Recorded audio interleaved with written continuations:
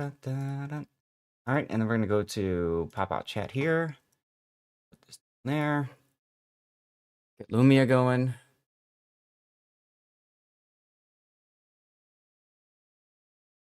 He spammed because I don't pay them. They want me to pay them. Lumia over on the other stream laptop. I need to shut that down. Off you go. On you go. All right. Good morning to you as well. I'll shout you out in a little bit, Arshaya. Nobody's gonna see. I only have 5 people tuning in right now, so I'll get you going in just a minute. Oh crap! I closed the Dev Strike thing already. I need that open for right now. All right. This is what happens when I'm like super far behind with things. Announcements. Here we go. Need to put the carrots for the links. All right, and then we're gonna put at Zath Nation. We're gonna copy this, and then we're gonna put the animated GIF in. Oh, Arshaya, but I must do the shout out. Oh, Matador, hey, how are you doing? Okay, there we go. Beacon 1 is lit. I need to go light the other beacons. Oh, did I? I didn't mention the tournament. Oh, no, I did. Okay, good. Oof. Wait, did I? Yes. Okay, Jesus. Okay. Breathe. Okay, community links. What happens when you wake up late because you were up all night? I got a headache today. It's like a sinus headache. It's weather changing, all that annoying stuff. All that annoying stuff. Don't post there. I post here. Community content.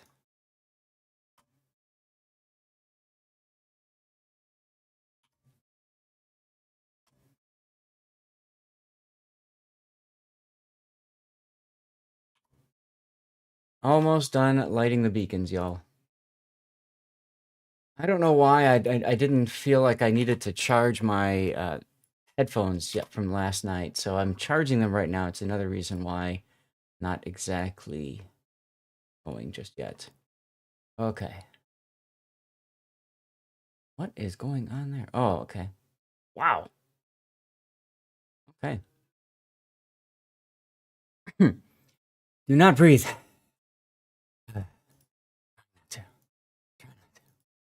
Okay. Yatta.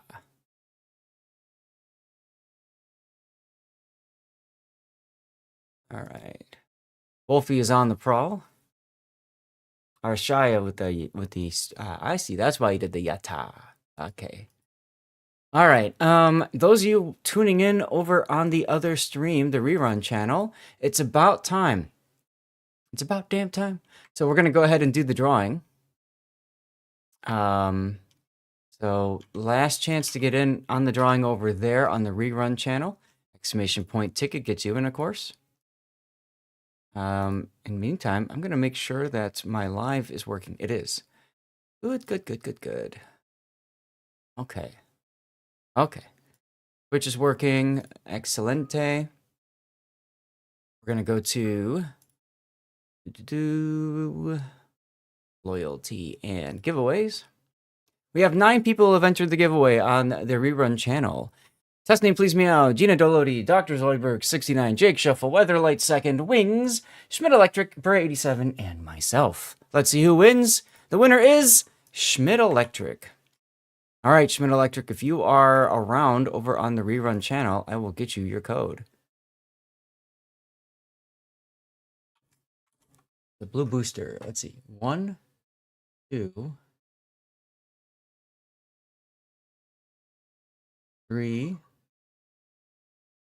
4. All right, Schmidt, this is your 4th victory, your 4th code. Puddin says, so I have a chance. You're hilarious, Puddin.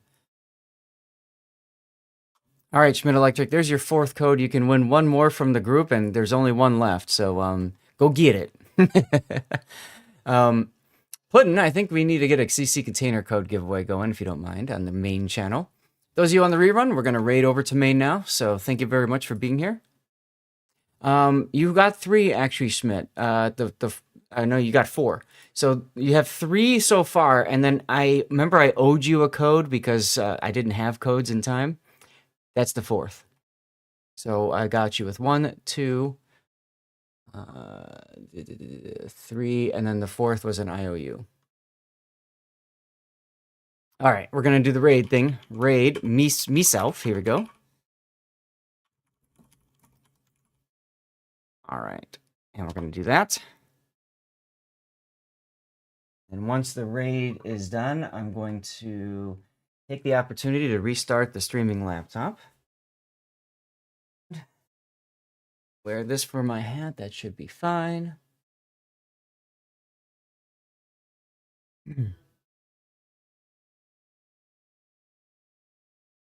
All right, well, it's about 10:10, and we're actually about ready to get started. This is a scary thing, y'all. This is a very scary thing.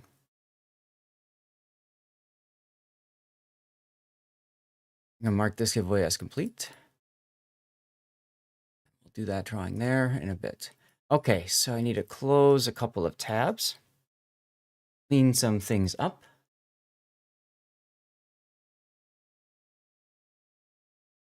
Here, that, that, that.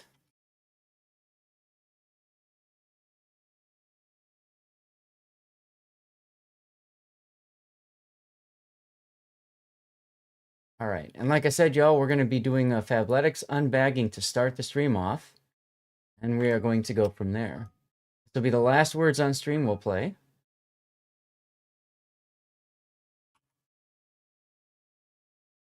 Hello, Iboa.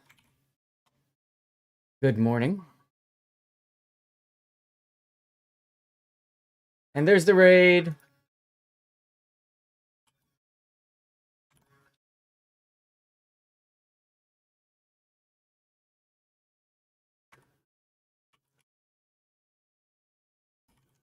I forgot that I need to get stream raiders going as well.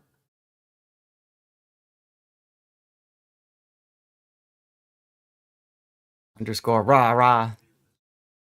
Morning, Schmidt. So Schmidt, I hope my explanation made sense to you. I didn't get a chance to look to see how you responded to it, but yeah.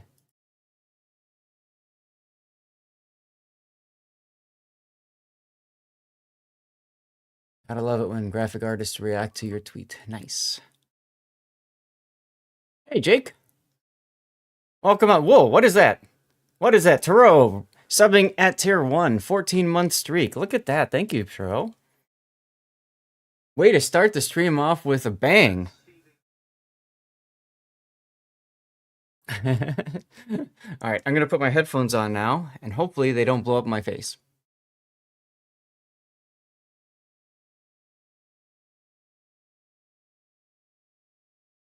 They have connected. Good. All right, so let's see here. I'm going to move to my usual channel. Puddin', you're welcome to join if you want. And let's see. Air horn? All right, I can hear the air horn, and it's coming through just fine. Excellent day. Okay, so like I said, I'm going to stop streaming on the other laptop. I'm going to use this as an opportunity to exit out of OBS. I've been running this laptop straight for like a week. So it might be a good idea to flush the memory on it, you know, restart it, all that good stuff. So I'm going to do that on that laptop here. The poor laptop. Hey, you know what? Funny story about that laptop, Jake. I bought that laptop in the fall of 2019, figuring it would be a fantastic laptop for traveling. I wanted to be able to play World of Warships on it and to, you know, pretty much do everything else. It's got an i7 processor. It's got a what is it, a 1660 Ti or 1600 Ti, something like that, graphics card, which is, you know, considered a really good graphics card. But the pandemic hit, as many of you guys know. And when that happened, well, there goes everything. So I bought it to travel, and then I couldn't travel. There's a pandemic? Yes, the pandemic. I don't remember that due to my lack of I hate going outside. Ah, fair enough, fair enough. Um, so that travel laptop just kind of sat forever. And hey, Steve. And then, long story short, I discovered that Warships actually runs really well on a PC, on a laptop that has an Intel Iris graphics built into it. It's not like a full GPU, but it's better than the die mounted GPUs that we have right now. In most crappy in most crappy laptops. So I found a laptop that was $400 that could do it. 400 off Costco. And it can run Warships and it can run just about everything else. It can run Civ perfectly fine and fluid. So that is my new travel laptop because instead of a 15-inch laptop that I have that I bought, it's a 14-inch, so it's a little bit smaller. It's a hell of a lot lighter because it's made out of recycled plastic and stuff. So um, basically, this travel laptop that I spent like over $1,000 on, it's not doing anything. So I thought, hey, you know what? I can have it run the rerun thing. And the way I look at it is, as long as it lasts for, I don't know, I'd have to do some math on it. But the way I see it is, if it's running the rerun channel, it's getting money back for me in the stream. You know what I mean? Like it's recuperating the investment. Um, so I kind of like that. You know what I mean? Like, um, so anyway, um, that's kind of where we're at with that. Clarium, you do not need to be starting up with it. Look, this travel laptop is so old. Exactly. This is so old that it still had RAID starting up with it. That's how old this thing was. Wow. We got to get some tunes going. Give me a sec to get some tunes going.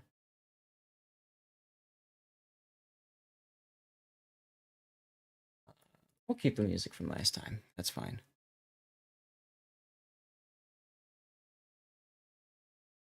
All right, looks like the music is coming through. And many of you guys know what happened with the other laptop, right? I couldn't get it to work. So I figure, hey, if I can't get the other one to work, at least let's get this one going. The other one I still have to test. I'm gonna try playing some games on it at some point with the wife, do some Civ or something, and see in a long-term thing. Because the only thing I've done with that laptop really is run OBS. So I need to figure out if it's OBS that's the problem or if it's a graphics card thing. And thank you, honey.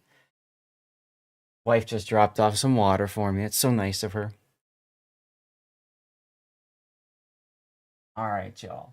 So today's plan is a pretty hectic one. Let's go to the focus on me screen. Good morning, everyone. What do you guys think? You like the shirt? You like the shirt, huh? It's kind of good pimping with. It's good music. It's good shit for the music. We have, and Arshaya, this is your first. Aw, thank you. This is your first.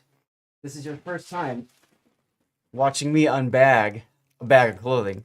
Um, so I am sponsored by Fabletics Men. That's what this is. It's from Fabletics. It is indeed a vibe, and we get clothes that we get to unbag every day. Now, hold on a second. I feel like this needs to turn a little bit more that way, which is weird because that means it's not straight on me anymore. But I don't know. Whatever. We'll leave it like that. I'm giving y'all a hug right now. There we go. Whether you like it or not. Okay. And Puddin', if you can you shout our shy out for just a moment? So it was on my to-do list. So, plan for today is we're going to do a Fabletics unbagging, and then we have to decide what to do for about an hour and a half before the Enterprise G tournament starts. You have a few choices. I'm going to put it up as a poll, as always. And I'm going to make it a 10-minute poll, okay? So what are we going to do after Fabletics? We can do Warships, or we can do Manor Lords. Perfectly happy with either. I'm going to start that poll. It's a 10-minute poll. You guys have plenty of time to put that in. I was going to do the fancy thing, but okay, fine. You do it that way. I'll do it the fancy way. Because then we get to see the clip of her, and we get to see the the little thing there.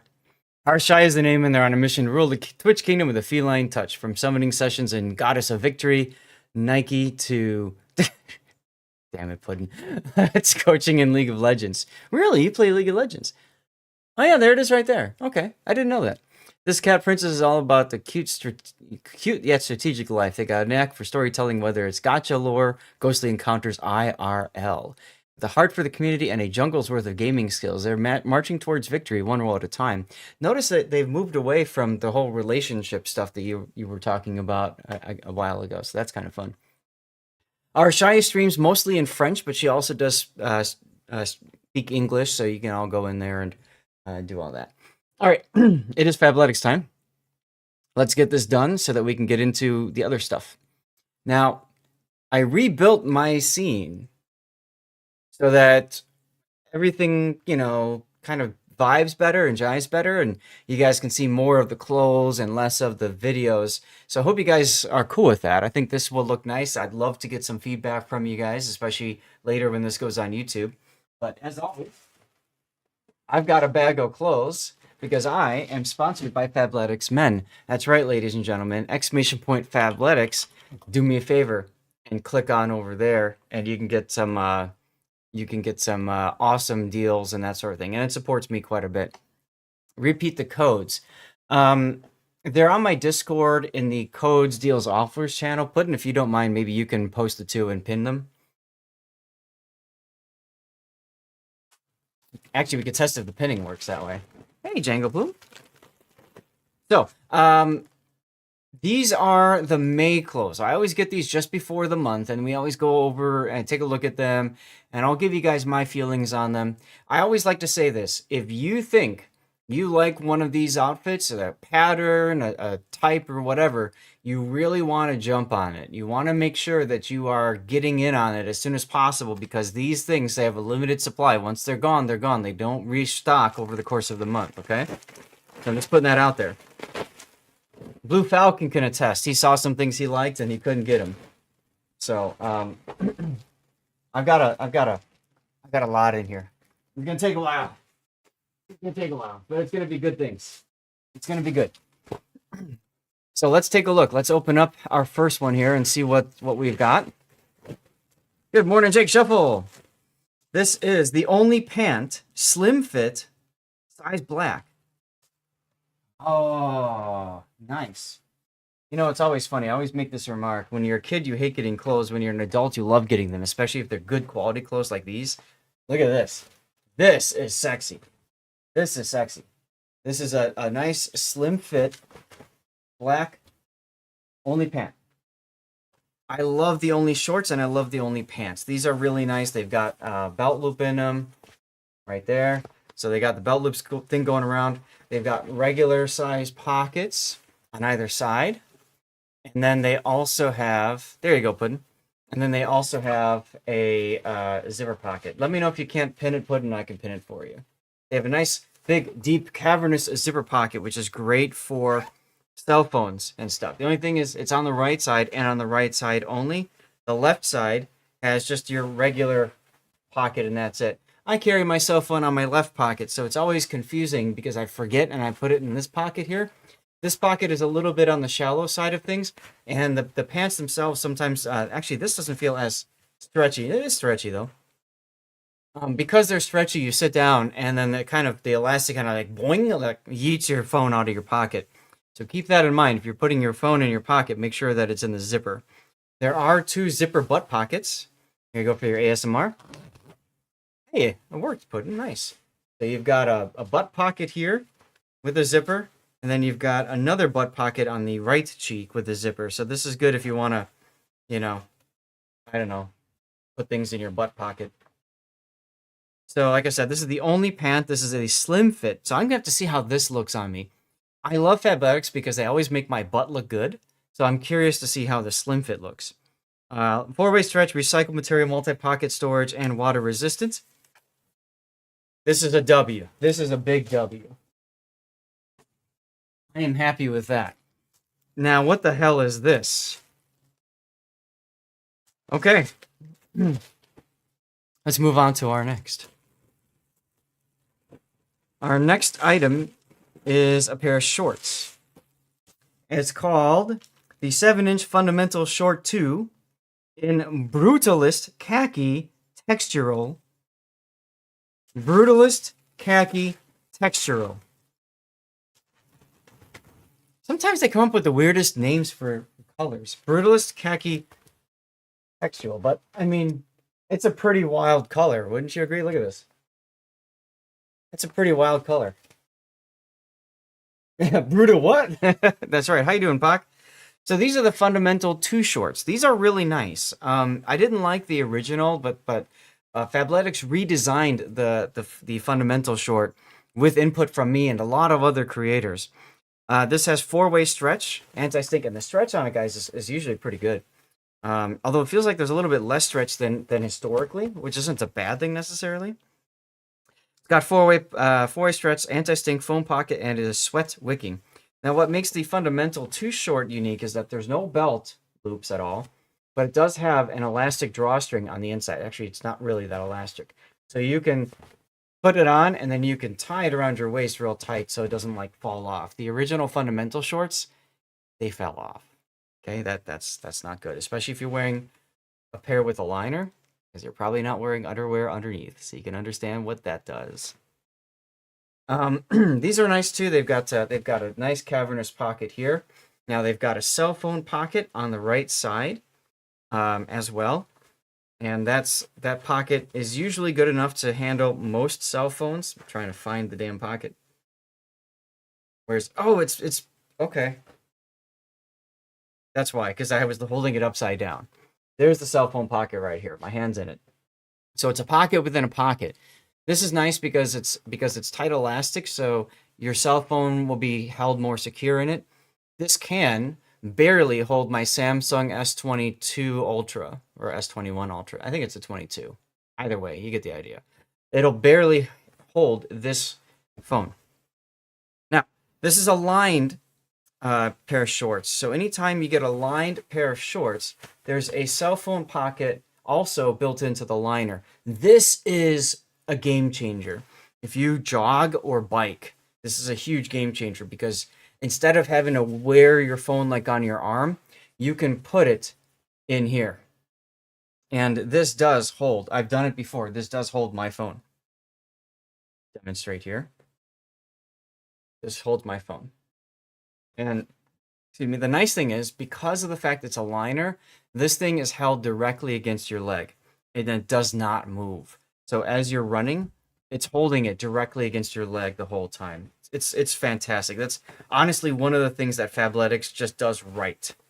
You know, everything, you know, every company has something that they just get right. That's exactly what they do right. On the left side of the shorts is just a regular size pocket. Nothing special there. If I remember right, yeah, there's nothing in the back either. So it's good for jogging, especially in cooler weather because of the liner. But I don't know if I'm ever going to wear something like that because of the pattern. I love polo shirts. As most of you guys know, my nickname is the King of the Tees. Check this out. Let me open this bad boy up. This, and there's an ad break going right now, go figure. This is the Dash Quarter Zip Polo in Elemental Blue. This is sexy. This is sexy. Look at this. Look at that. Look at that. Now, my lights, hold on a second. My key lights are off. I hate this. Every time I start my computer up, my key lights are off. Even though I tell them, no, they are set right. Are they? Hold on. Go away. I don't care about your update right now. This needs to be at 5,000.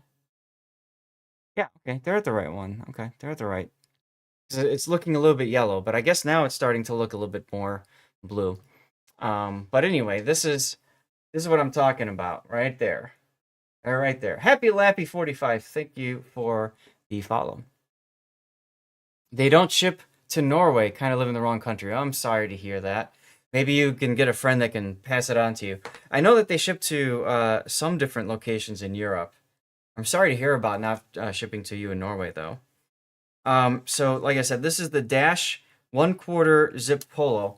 Quarter zips are nice. I do like them. Instead of using a button style, you've got your zipper there. I really like the detail on it, though. You've got the Fabletics logo down here, and you get the feeling like this is reinforced and really nice. I love the collar, and I love the stripe on the collar. I think this looks really nice. This is something I wouldn't mind wearing to cast a tournament or something someday. So that's going in the win pile. That is definitely going in the win pile. All right, let's see what the next one is. All right, next one is the Training Day Tee in Brutalist Khaki. So this is designed to go along with the Fabletics, with the Fundamental 2 short, because it's the same kind of base design, at least base color. So there's your shirt. This is just basically a nice t-shirt. You can see how much it stretches there, but it's designed to be the same color as the khaki. And the Training Day Tee, anti-stink, sweat-wicking, breathable, 4-way stretch. These are nice t-shirts. But I will say it like this. If you're planning on spending money in Fabletics and you don't have a lot to spend, there's a lot of better things you could spend your money on. But it's not bad, and it's a t-shirt. I'll take it. All right, let me get rid of... I'm trying to be a little bit more organized and put the garbage stuff in the bag so that it doesn't get all over the carpet. It doesn't cause, mass pandemonium, So, Oh, well. Happy Slappy, where in Norway are you? I'm assuming Oslo. That's where most people are, but there's other parts of the country, too. I'm hoping one day to visit Norway, do a fjords cruise, right, up to, Trondheim and past. That's a goal of mine. Okay, so what do we have here? This is the Training Day Tee in dark gray heather. Now, like I said, Training Day tees are nice. I don't necessarily know that you want to spend money on it, but I'll tell you what, this is sexy AF. Take a look at this pattern. Let me get this closer to the camera so you guys can see. Look at that pattern. That is a very sexy pattern. It goes with so much, and it looks great. I love the stitching on the outside and stuff. So if you're looking for a really good t-shirt, this is it. This is good for jogging. This is good for just everyday wear. It does have a reflective Fabletics logo on the left side sleeve. I wish that there would be more reflective stuff on it, because then it would be better suited for travel or for jogging and stuff. But still, this is a big W for me. I am very happy with that one. Oh my god. What? So remember that, what the heck is this? This is the Fundamental pant. They started making Fundamental pants. I've never seen this before. This is, once again, Brutalist Khaki Textural. Okay, we're going to have to explore this together. What the heck is this this pant? And do we have... Yeah, I've got this little piece of wax paper I need to get rid of. So this is 4-way stretch, anti-stink, foam pocket, sweat wicking, size, whatever. You can see there, all that good stuff. So let's see. Does it have... Okay, so just like the Fundamental shorts, it's got a drawstring on it. And my guess is it's got the regular pocket, and it's got the cell phone pocket. Hey, Rob. And on the left side, it's got the regular size pocket, just like the Fundamental shorts. So this is basically the Fundamental 2 short, but longer. Oh, there's the Fabletics logo on it. Not bad, but I'm not sold on the color. What do you guys think about the pattern and stuff? I mean, I don't know. Anyway, I'll put it with the shorts for right now. In the meh, or I don't know pile. I need to filter out blurb at some point. I need to make a note of that. Pardon me for one sec. Filter blurb. So it doesn't show up on the text channel down the bottom. And what's the date today? 4/26. Fabletics. I try to stay organized, with what kind of content I need to get out to YouTube and stuff. All right. Apologies for the delay. We have now my favorite pair of shorts that Fabletics ever puts out. These are by far the best shorts that you can find. These are the One shorts. Now, they are very comfortable. They're very stretchy with elastic. They've got a drawstring on it. And a lot of times you can see the detail on the drawstring. Looks really nice. And a lot of times the string itself is a nice contrasting color with the black. And that's what they've done here too. So this is the only short, the One short, 7-inch One short lined. Okay. So I'll take you on a tour of my favorite shorts. One of the things about it that's really nice is it's got a loop here for a towel, or if you've got like a water bottle on a carabiner. Like this one. Actually, I wore this at TwitchCon. I looped it like that onto my towel loop, and then I had a butt anchor. Many of you guys know butt anchors are a thing for me. Anyway, so it's nice. It's got that. It's got a pocket, zipper pocket to the left. One thing I like about the One short, it's got 2 zipper pockets, one on either side. This is so helpful, so handy for travel. It also has a cell phone pocket on the inside. And take a look at the pattern. The attention to detail is just something else with these shorts. It's got a liner built into it. And here's the liner. Now, I've used these shorts with liners as swim trunks when I travel. And it's so nice because you can double it. You can use it as a regular, everyday walking around. Like a few years ago, I was in the Middle East, so I was able to use that and just chill, walk around, and have a good time, And that's what I did here. Is the poll up? Okay, poll is done. Cool. So that's the One short. These are my favorite. This is a huge W for me. This is one of the best things. Anytime I get a One short, I keep it always. Even if the color stinks, I keep it anyway because the One shorts are just that good. It was so helpful for traveling, especially in the summertime. I mean, it's just, yeah. All right, next up, we've got another fun name for the color. This is the Parkour. Hey, Forrester.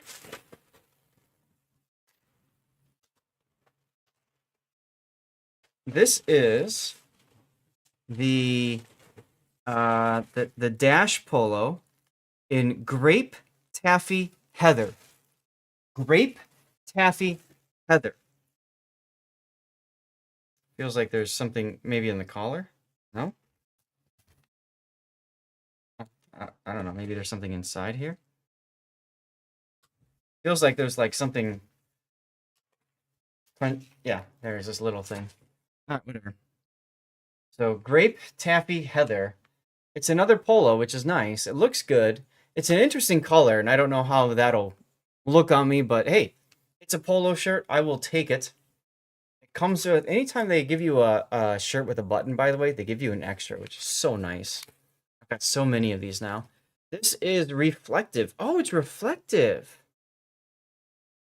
Hold on. Let's find out.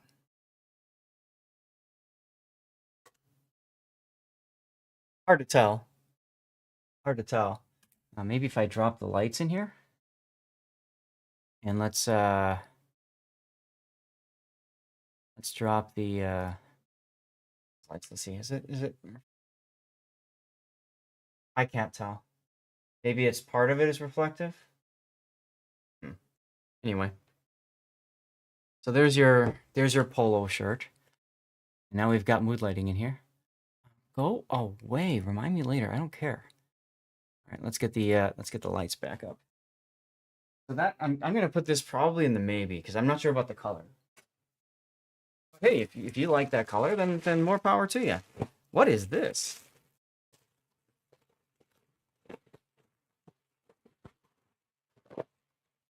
This is what the heck? Okay, this is like these are the only tech short. Only tech short. I've never heard of the only tech short.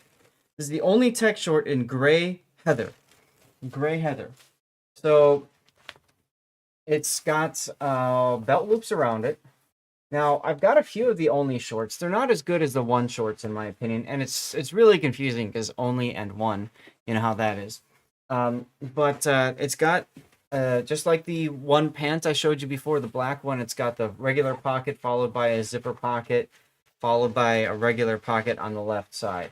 So it looks to me like it's just I don't know what the tech comes in. This is full-way stretch, multi-pocket storage, recycled, and water resistant. So there you have it. Not bad. I like the pattern. Put the pattern up close so you guys can see it. Looks good. Spin electric with another code? Or is that the same one that's already pinned? It's another code. Okay. Oh, look at this. This looks nice. This is the dash quarter zip polo in classic white. Look at this. Look at this. I love it. I'm not a big fan of white t-shirts, you know, because see-through and stuff like that. But you're wearing an undershirt, I suppose it looks fine. But check this out. I love the black outline, the striping on it and stuff looks nice. And we already talked about the 24/7 polo, right? So or the dash quarter zip. So we don't need to go into detail about this, but you can see the pattern. This actually looks good. I could see myself casting a tournament in this. I'm putting this in the W pile as well. You got a lot of clothes in the win pile so far. Let me tell you. It's the third for today. All right, Puddin', if you can add that to your pinned comment, then please. All right, what do we have here? This is the only tech short in shadow gray. So we already looked at the other one in the gray heather. So this is another only short. This one is just in regular gray. So not bad. Same idea. So I'm not going to go into detail about the short because we already talked about the characteristics, but it's just a standard gray short. Nothing wrong about it, but nothing too exciting about it either, in my opinion. I'll put this in the maybe pile with the other one. And let's see, what do we got here? Thank you, Puddin'.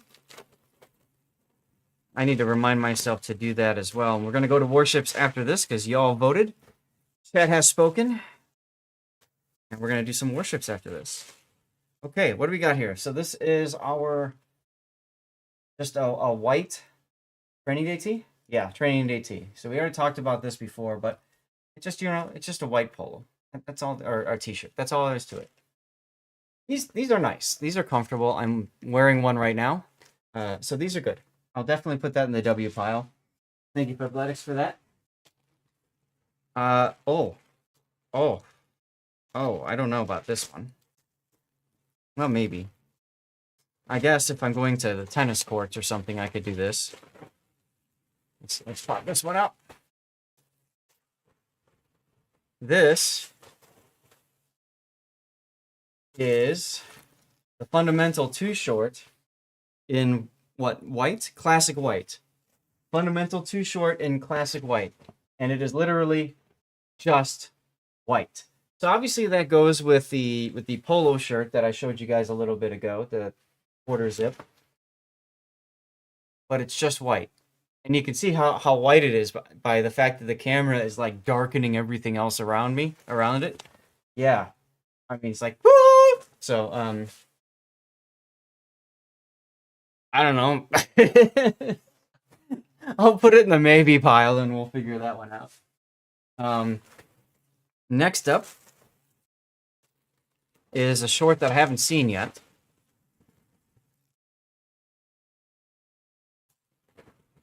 This is the high side short in the color twill. high side shorts. Yeah, high side short in twill. So here you go. This is. It looks a lot like the the last one that we did, the only short. I think it was called the only short.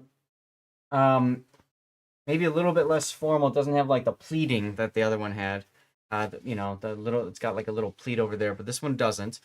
It's got a regular pocket, just like the only short. It's got a zipper pocket on the right, just like the only.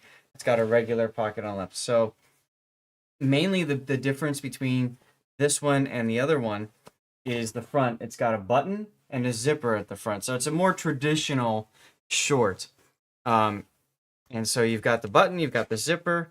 Now I'm going to show you guys the detail on the button here. It's kind of nice. Come on. Come on, camera. Let's go. Well, there we go. It's like it finds my face. There we go. Here we go. It's not bad. I like the fact that it's something else, you know? It's not just a flat button. So that's cool. The color is interesting. I'll probably put it in the maybe pile again for me, but you know, not a bad pair of shorts. This actually wouldn't be so bad for travel either, I suppose. Although I think the one short is still superior to that. All right, let's take a look at the next. We are getting close. Yeah, thank you, Puddin, for putting these codes up there for everybody. So this is another 24/7 and this one, the color for this one is Desert Shadows. Desert Shadows.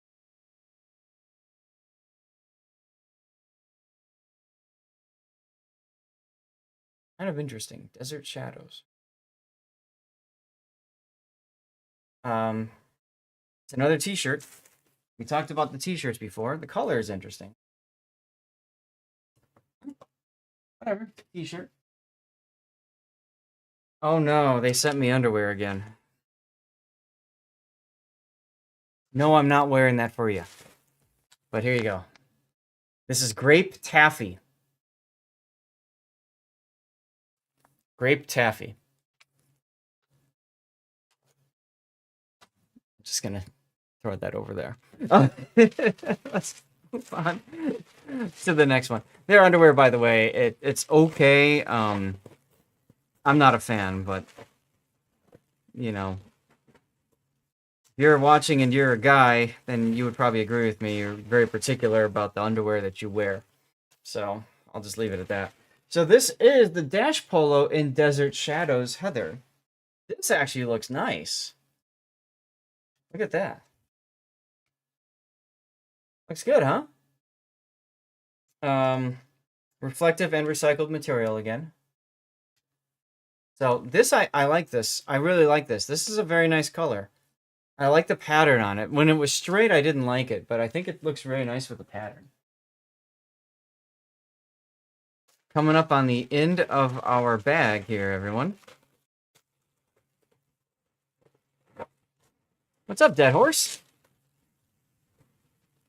We're just doing our Fabletics unbagging. It's our monthly unbagging because these guys are awesome and they sponsored me for over a year now. This is the Fundamental hat in color classic white. The characteristic about it is it's breathable. You got the white there. I've got a couple of these already, I think. I don't know. One thing that's nice about these is this is a reflective ribbon all around it. So if you're a jogger, oh, and the Fabletics logo up here is reflective. And on the backside here, there's a little bit of a stripe that goes across. So it's very good for jogging. Very good for jogging. And because of the fact that it's breathable, it's actually pretty comfortable too when you just put it on your head and do your thing, you know? Yeah. Yeah, whatever. So there we go. I got a new hat. You guys know how much I love hats. And nope. One more thing. They sent me more underwear. So the other one was the grape This is Brutalist Khaki Texture Roll. So they sent me underwear to go along with that stuff. Hey, Trons. Long time no see. How you been? So there you go. That's the haul for this month. And let's do what I always like to do. I'm gonna put the desk up in stand mode. Make sure none of the cables get caught as it rises. Looking okay. And we're gonna try to get all of this plastic stuff and wax stuff out of the way. And we're gonna take a look. Oh, we're gonna take a look at the haul, and we're gonna put these into two different piles. So that's gonna do laundry again. We'll put these into different piles. Now this is the original hat that I had from Fabletics before. One of the first ones I got. This was doesn't have the hat's type on it. But this one is nice too because it's got the reflective logo and rim. It's got reflective on the back, and then it's got holes for actual breathing here, which is really nice. I love these for like if I'm streaming, if I'm jogging, anything like that. I'm just going to clear off some space here. Let's take a look. So let's start with our W pile. Let's start with the stuff we like. We've got our nice little polo here. This is absolutely a win.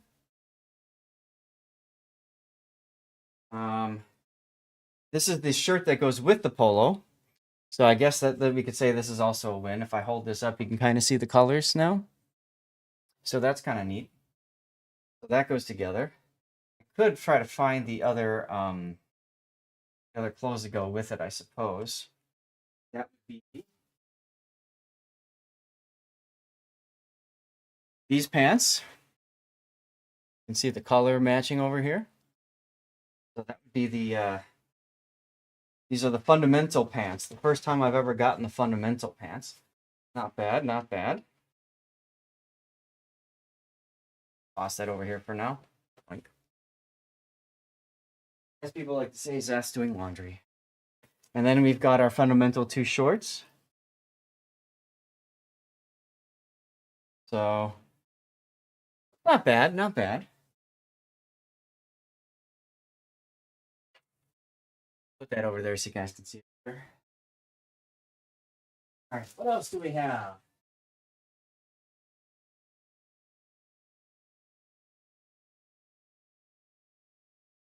We have a black and white scheme. So we've got the first thing we looked at, which is the only pants in slim fit. Our black pants. Looking forward to these. That water is at its highest density at 4 stars and not freezing, which is why ice floats.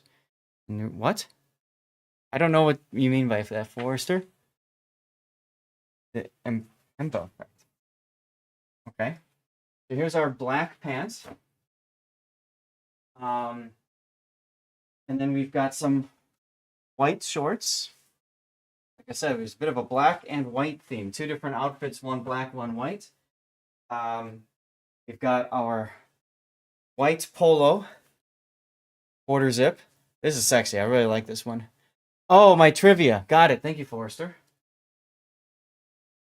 That is my bot, which goes through and posts trivia just to have just something fun to do. I also have my hat that goes with the black and white combo, and then here, of course, is our white T-shirt.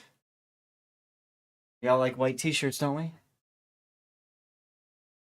We've got our black Heather one shirt. This is so nice. I love this one a lot.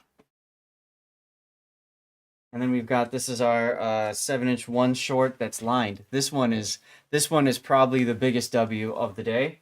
This is by far the best. I'm very excited to have that. That's cool. Whoop, don't mean to do that.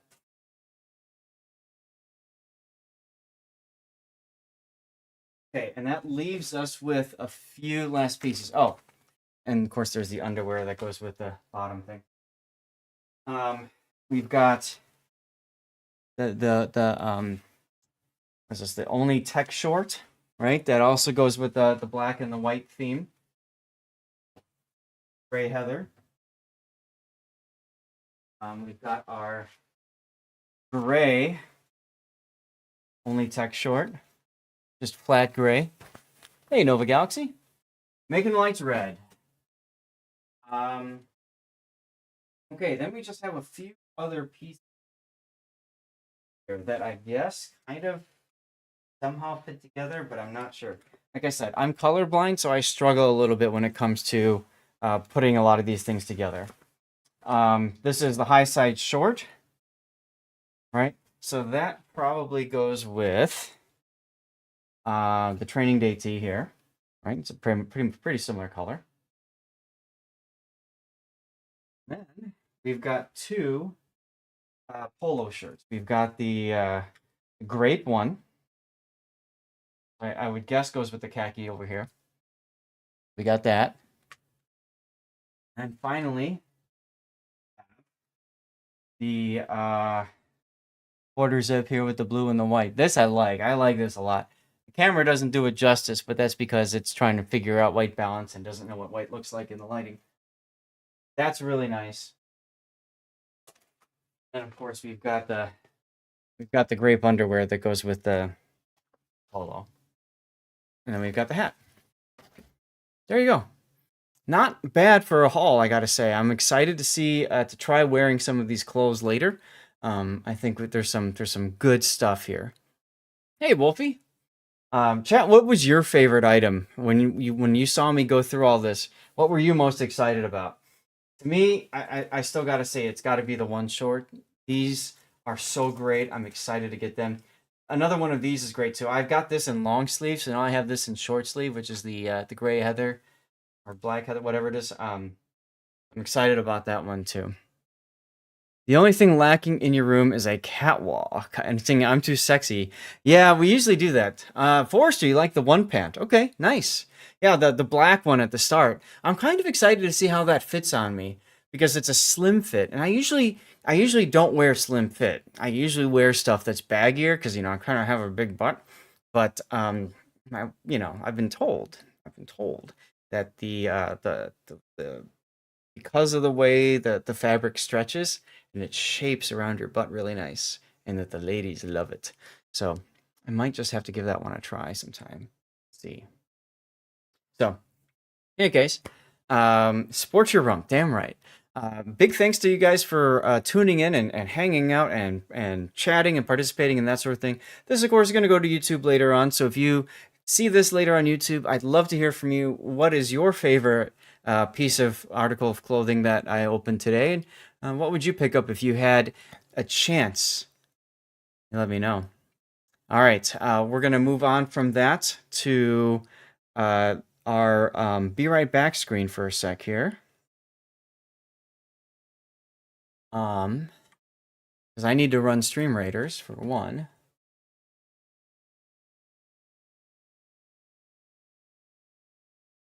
Here we go. Get that going, and then I need to get these clothes off my desk. Do a little cleanup.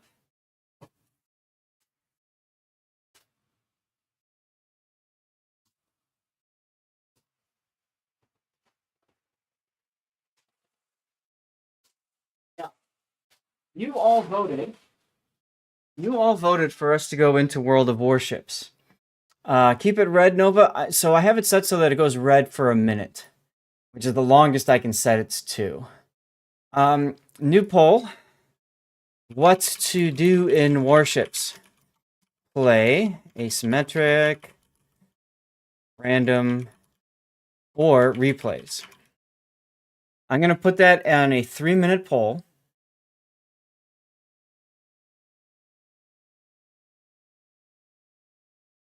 Okay? You guys tell me what you want me to do.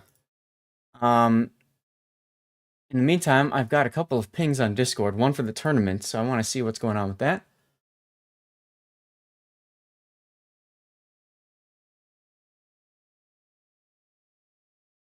What is this?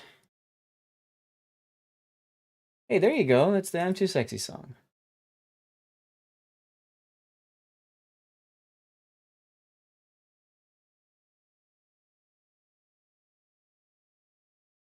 What is this window?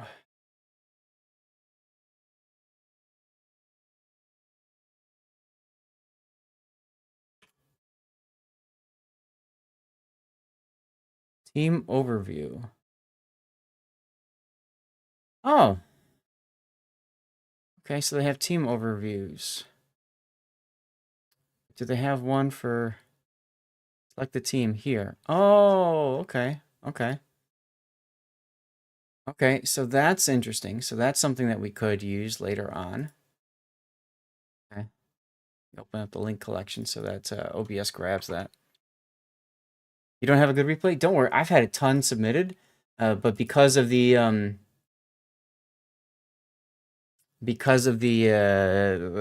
render bot being broken, I haven't been able to do it.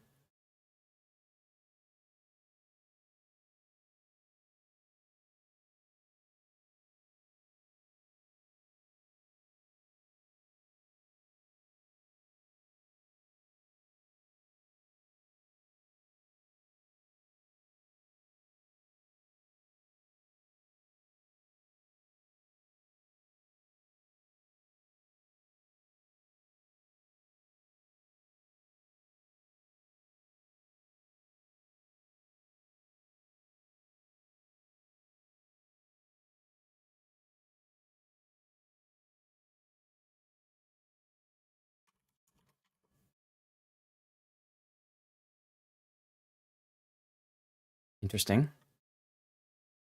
Speaking of replays, Pox says, yes. What do we got?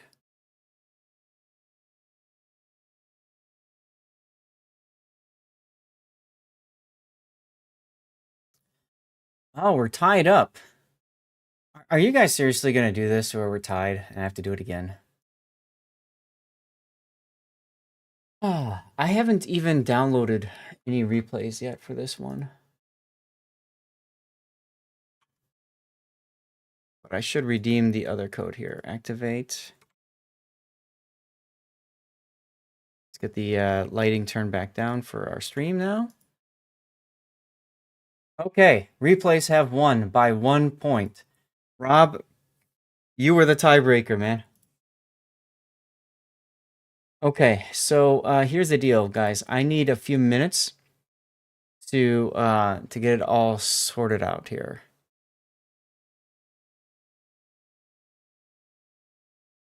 I'll get words on stream going. Oh, good song. Saints, Warriors, Mages. Mage is still regenerating, so I'll do Warrior here. That works.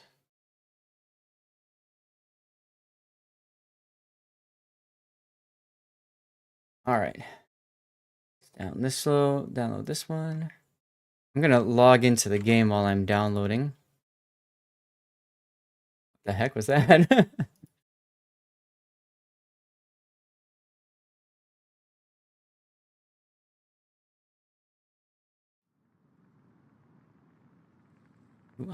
Ting tang, walla walla bing bang. A really good song.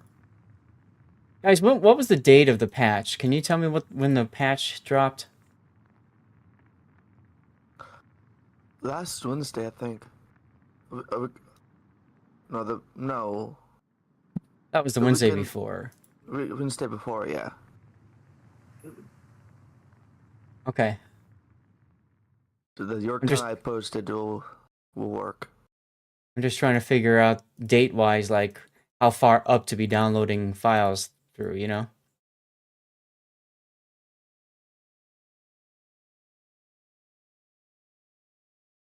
I did cover my replay for the Yorktown, by the way. That's fine.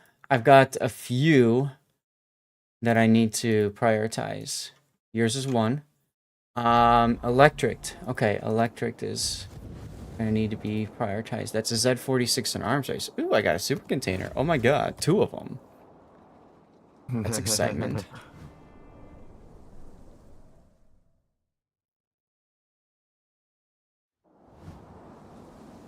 Just had to log in, get my login bonus in case, you know, whatever.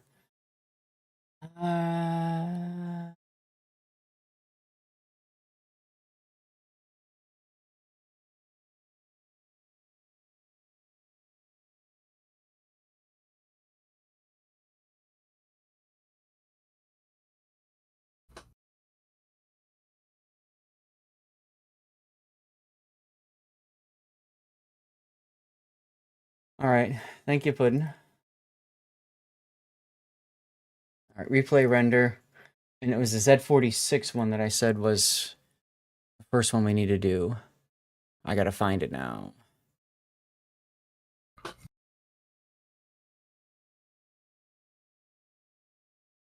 Mushlefen. That one downloaded a double for whatever reason. Like Yorktown. Okay, here it is right here. This one gets first priority. Let's get this render cooking. While it's going on, I'm going to go ahead and do another Words on Stream for you guys, give you something to do. Big thanks to all 92 of you guys tuning in today. All right, and then I've got Pockington, we've got Salem.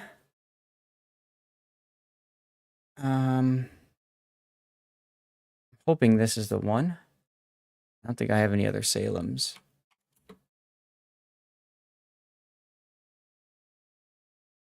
Okay. And then Grunty's Elbing game.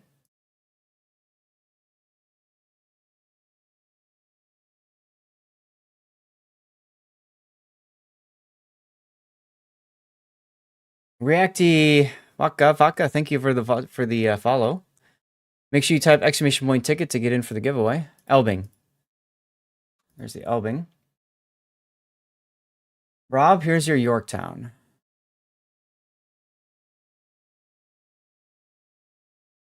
Yorktown.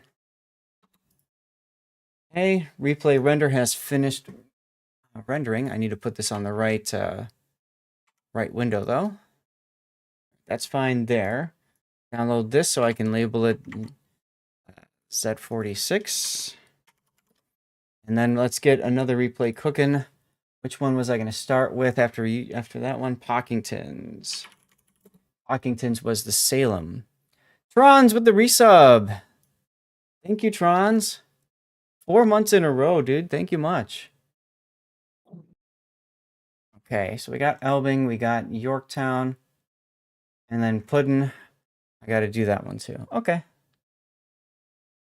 That's the Black Swan. Our first tier 1 in a long time. Hey, Techtunes, good afternoon. I'm going to be streaming the tournament, but it won't be for another hour and a half that the tournament will go.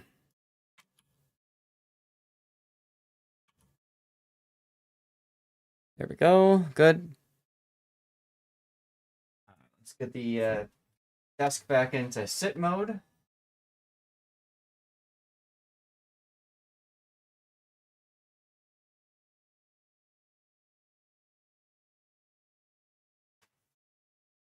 My bag will close out of the way. Ugh. Okay, and the Salem is ready to go. Now, what you're going to see in a minute, Techtunes. First time you're seeing warships, no worries. Good morning, Weekend Warrior. What you're about to see, Techtunes, is we're going to go into some replay analysis. I'm going to do 2, maybe 3. We'll find out. So I've got that one going. And then after that will be Grunty's Elbing game. Stream. Elbing. Here it is. Now, after the tournament, I can probably do some more replays as well. Just keep in mind, guys, that the tournament is a 2-minute delay, which means I'm going to have to stream on the other laptop and then send over and stuff like that. So, yes, it is replays at this moment, Techtunes. That is correct. Position 1. Okay, so that one's going to go. That's fine. All right. Well, let's go ahead and get the first replay up and running. That's the Z46 replay. And whose is that? That was Electric.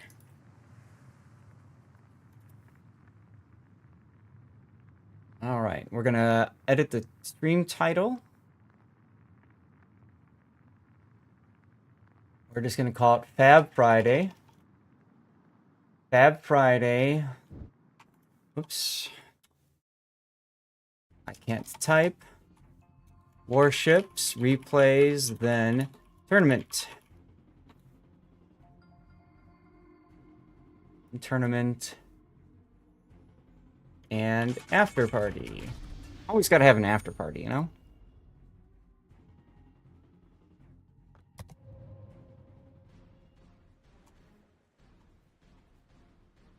Weird. Why is this doing this? Whatever. Alright. Gotta get my initial screenshot done. Hey, Zorax. I'm doing alright, thanks.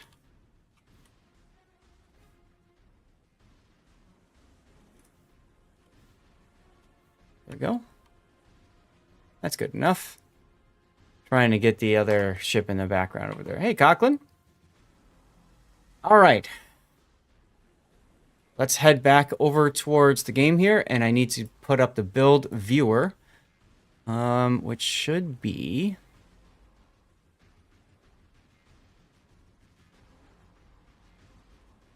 At some point I'll find it.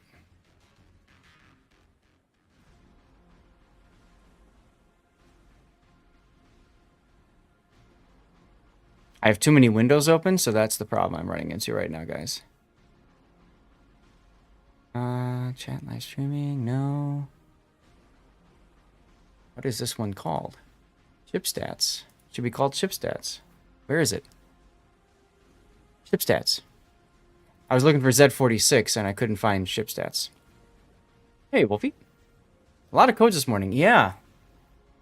All right. So, ladies and gentlemen, it's our first replay analysis of whatever version this is. 13.3, I think it is. And we're taking a look at a Z46, which is this one. Okay, looks like the replay render has finished for the Elbing. Okay, so anyways, here's the Z46. Now, what we always like to do is talk about the characteristics of a ship, what it's known for, and then go into a build. So the Z46 is the Tier 9 of the original line of the German destroyers. These destroyers I think it's starting at 6, they have starting at 5, have hydroacoustic search. They've got pretty quick reloading torpedoes that have decent range. Their guns are not great, but they're not terrible. If you know to use AP and when to switch to AP, the guns can be very useful. You can't hang right now? No worries. The nice thing about the Z46 for some is that it's got 2 turrets in the rear and 1 turret in the front, which means that she's actually well suited for kiting away engagements, which actually is really good for her. You can go into caps, you can smoke up, you can pop the hydro, and then you can torpedo stuff. You can spot things, you can reverse towards stuff, and then you can run away as necessary. So I really do like the turret layout for the Z46. I actually like it better than the Z52 at Tier 10, which has 2 turrets in the front and 1 in the rear. So let's go ahead and take a look at Electric's build. Electric, by the way, using Cover My Replay from the Rerun channel, our first rerun Cover My Replay. So that's kind of cool to see. He is clearly grinding up the line because he has not yet bought the upgraded torpedoes. Now, the upgraded torpedoes are kind of nice because they do add a little bit of range. The range is really important. Let's take a look at that. So here's the torpedo range, 9.5 kilometer. You add a ½ kilometer of range to that, but you also notice the speed is slightly different. A couple of other tweaks with it. But I like that you went for the hull first. You always want to go for the hull first. The hull upgrade gives you more hit points, better maneuverability, and typically better anti-air as well. There's really no downside to ignoring, to getting the hull upgrade first. After that, you want to go for the torpedoes. And then after that, it's up to you if you want to get the range. Some people skip the range. The reason for that is because if you play a ship that is designed to shoot things that are very close range, as a kind of a destroyer assassin, if you will, having the higher range does next to nothing for you, because you're not going to be shooting at things unless they are right next to you anyways. And it actually hurts you because that means your gun bloom reaches farther, reaches 10% farther.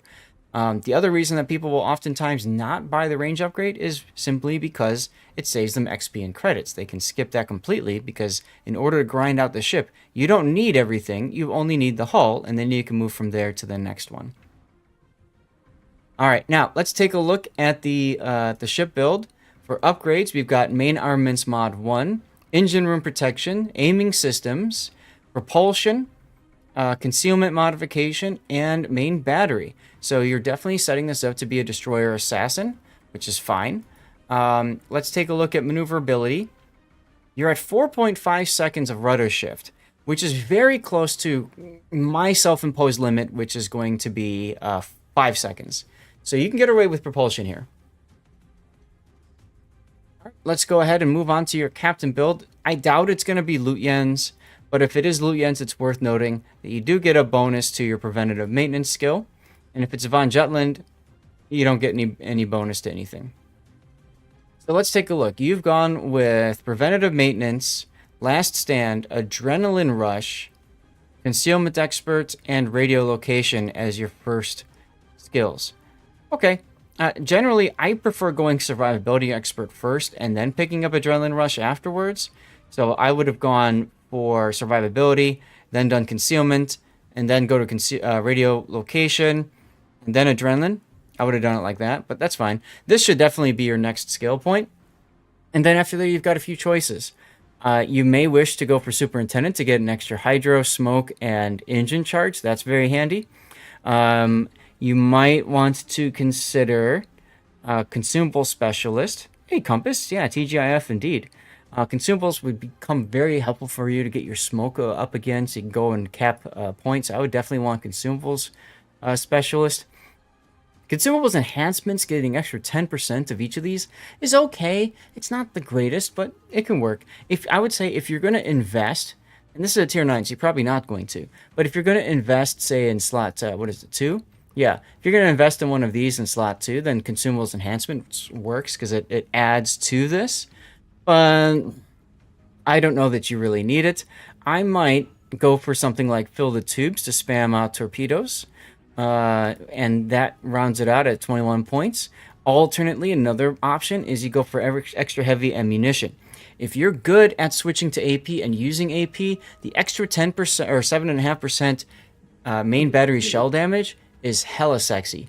And then you get the depth charges as well, which is good for dealing with subs. So if you're the kind of person that understands switching ammo types and primarily uses AP and destroyers, extra heavy would be great. And then you can pick up, say liquidator, or actually grease the gears. I might go grease the gears here. Or Hello. gun feeder. One of those two could work. Hi, Grunty. We're looking at a Z46 right now. I see. I don't like heavy AP on the line.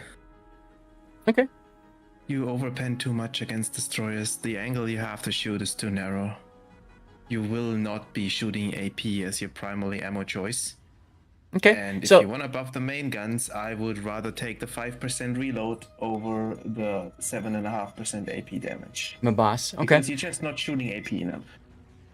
Alternately, I think fill the tubes. I was telling people I think fill the tubes wouldn't be a bad idea.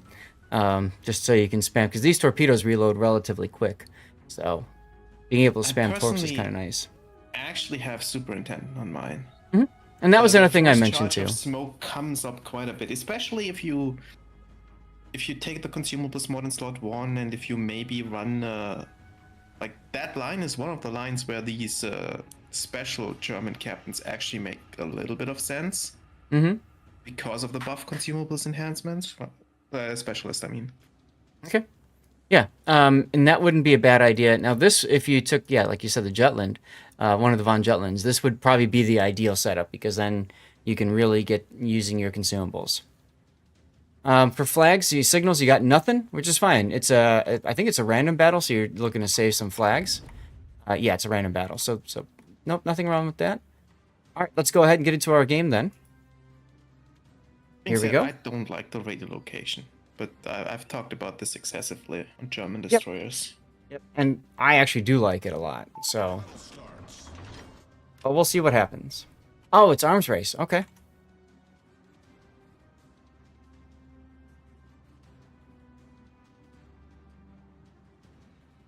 Like, the reason I don't like it is because you actually want the enemy destroyer to come to you in these ships. So you can use smoke, hydro, stuff like this. Having radio location alerts the enemy ship that it's close to something with radio location because of the indicator, which in my opinion makes it less likely they come to you or run accidentally into you because they're just more aware. Yeah. I still find it to be just so helpful. But again, everybody's a little bit different. So I would take it in a ranked setup, for example. Absolutely. I would. For random battles, I prefer without. So, and a reminder, everybody, we are over on YouTube as well. So if you want, the big brain play is to have both tabs open. So if there's an ad break going on one, you can flip over to the other. There's carriers in this game, so you should have anti-air turned off. Actually, yes, you should, because your anti-air range is 5.8. You should absolutely have your anti-air turned off. Otherwise, you are top tier. So that's nifty. I think you need to turn here. Turn Your south. cruiser, I don't know what the cruiser is doing, but nobody's getting your heal buff. Like, Oh, yeah, I see that now. That's no bueno. And whatever is to the south of you, grab that heal already. You probably But I thought that haven't- the Baltimore was going to get it. yeah, I would have expected the Baltimore to get it too. Like, I have no clue what this Baltimore is doing in the middle of the map. Like, he probably gets Deathstroke here. Yep, probably. Now, you are located, and you are locating the enemy. So that makes me think it's going to be an Asashio. Jutland has been spotted on the other side. Kitakaze spotted in the middle, so it's probably going to be the Asashio. Knowing that information, I might just W straight at him. Who's there to help him? Your battleship left the flank. This is a very big Iowa gameplay. left the flank, but the Nagato is coming, and the Baltimore has realized, hey, I should probably get the heal. So that's good. I might luck chuck some torpedoes over here on this side of the island, figuring he's probably heading north. And radio location just flipped to the Taka, which means that this Asashio is probably heading towards this buff. Another reason I would have luck chucked torpedoes, but that's where radio location comes in handy. It does help you know where to fire torpedoes. His plane is up. Takashi's plane is up. This is really not good if his anti-air starts to fire off.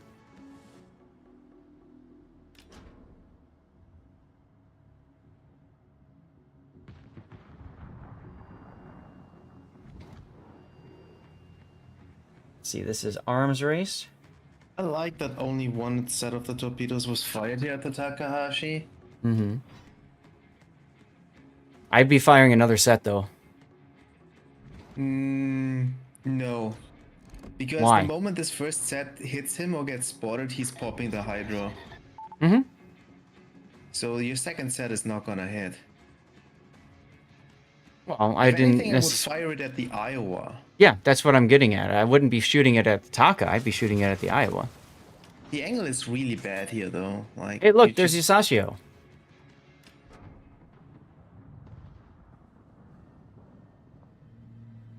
I'd honestly be leaving that flank. There's Hey, nothing Cobra. to play here for, and there's 2 Hydro cruisers there, which makes your torpedoes so much worse. Mm-hmm. I agree. He's playing this a lot like a Japanese torpedo boat, and it's not.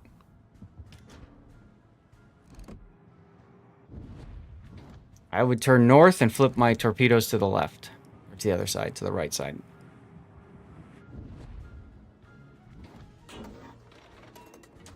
But especially if you knew that it was an Asashio on your side, I mean, you could have easily had your way with him. Of course, Kitakaze came over there too, but still.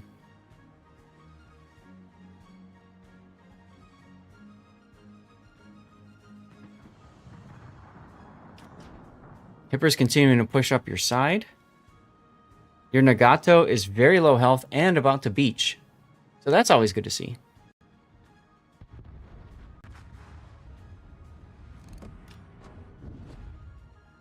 Bird's the word. Nice song choice. I'm kind of surprised you didn't use your Hydro here too, because Takahashi, Takahashi? has... Mm-hmm. You're gonna hit him with one. Oh boy! In the butt. And your Baltimore went poof. Well. I mean, based off how the Baltimore is playing, are you surprised? I mean, he found an island where he Mm-hmm. like the initial play was bad. The retreat was then good, I guess. You need to put your engine boost on and turn north, like now. Hipper is racing you down. And without engine boost, he's going to catch up if you keep turning like this. And then you're going to get spotted. And then you're going to get shot at. And then they're going to know you're there. I mean, they know he's there. He's firing torpedoes every 30 seconds. True, but they might not know exactly what destroyer they're up against. Now remember, the Hipper has Hydro.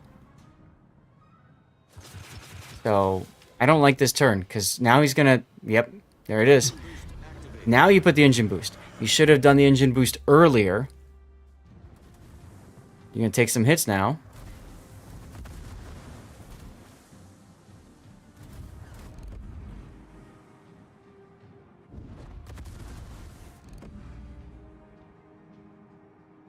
You've completely lost this flank. Kagero's the only thing left over there. And I don't know why you're wasting your time on cruisers with these torpedoes. I'd be focusing on just trying to torp the Iowa. He should not have been here a long time ago. Right. Well, yeah, absolutely. But like right now, the Iowa's going to have to decide, does he go... I don't like that use of torps there. He's about to hit the island. He has to decide if he's going to go north or south of that island. And he's chosen to go north. He's going to go left. So it's going to be harder for your torpedoes to hit. Kagero is spotted. And that's going to be a dead Kagero.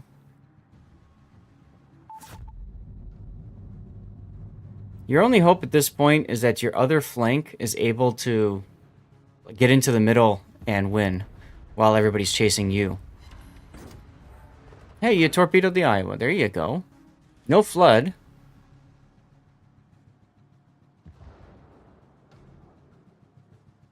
What's up, IKVC? VFC? Yeah, I don't get these torpedoes at the cruisers the whole time. Like, it makes no sense. It doesn't make sense in any destroyer. Right. You're far better. I mean, if you keep hitting the Iowa has to turn around, turn back, whatever. The Kagero is probably torping towards the Iowa. We don't know. But that would help too. Engine boost deactivated.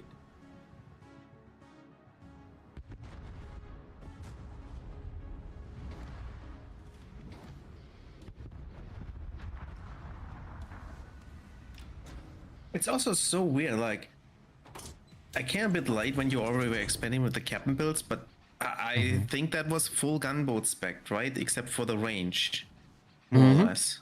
Yep, Like, so he spec to use his and guns. And it's completely played as a torpedo boat. Yep. Like, no consumable used to shoot the guns. Like, granted, there was not really an opportunity with them running down and no spotting. Right, that's the big problem. But you could have created yourself a chance where you can use your guns by getting in a better position. Early on, I think if he was more towards the middle, it would have been better off. Alright, so you torpedoed the Hipper, you forced him to DCP. Now's the part where you start shooting him. I mean, frankly, what else can you do? You should be opening up on him. The Iowa's not going to support. The Kitakaze's not going to support. Just kill the Hipper. Get him on fire.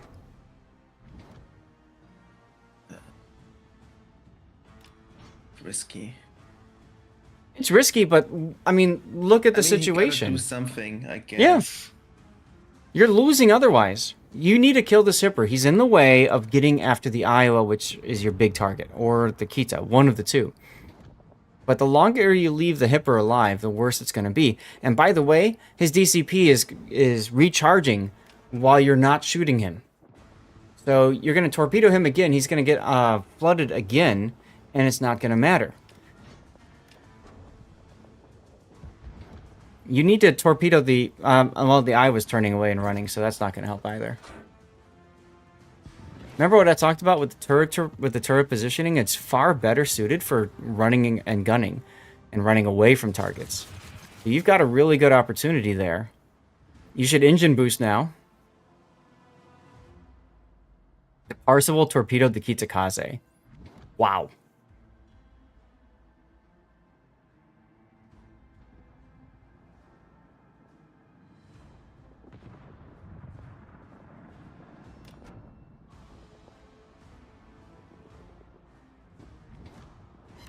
I also think if you're fishing for the kill on the Hippo with the torps, I think you need to use both stats.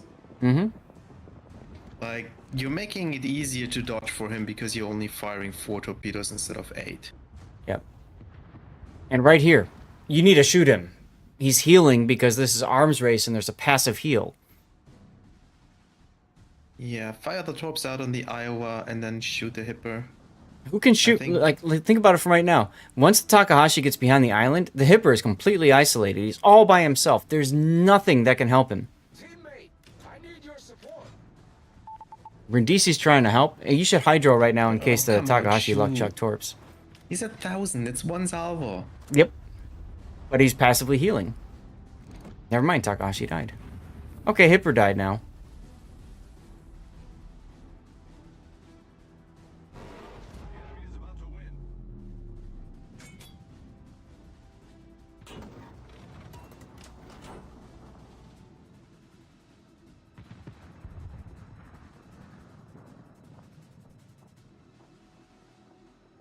Now they've got the cap, which means you lose the game pretty quickly here. You're going to lose it in like a minute. So you need to get into the cap to stop their point gain. That's priority number 1. Also, not being spotted by the eye would be a good idea. Now, had you used your guns earlier, by the way, you could have been in the cap already by this point. You could have already had some torpedoes into them. Look, your anti-air was on and you got spotted by the planes. Should have had your anti-air off at the beginning of the game, like I said. Now he knows where you are. His secondary sets you on fire. Oh no. I would just stop and smoke here so you can use your guns. He already knows that you're there. The surprise is gone. He's just going to turn and run away from you. Now you're going to open up. Opening up now is risky because you DCP'd. You could be set on fire again. I think this is already over. Nobody's gonna make it in this cap in time. Burundi. Oh, nice one. That's a secondary Iowa. Let that sink in for a second.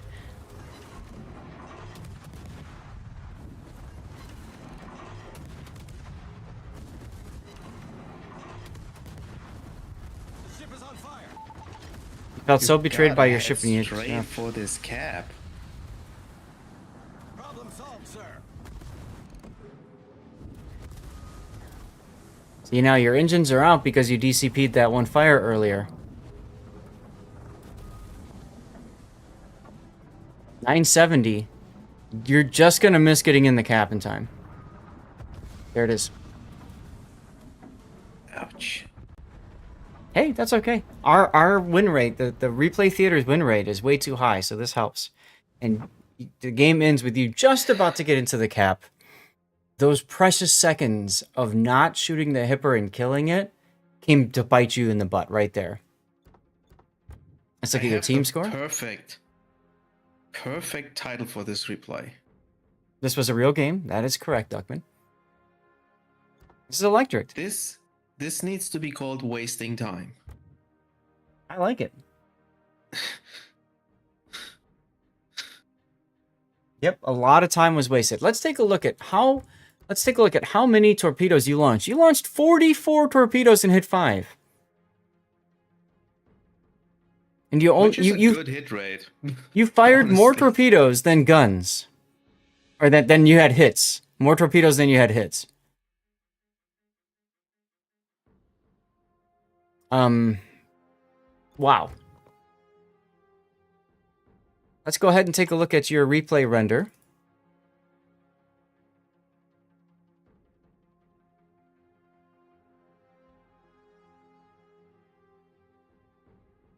Yeah, it's a carrier game. You absolutely need to turn your anti-air guns off right away.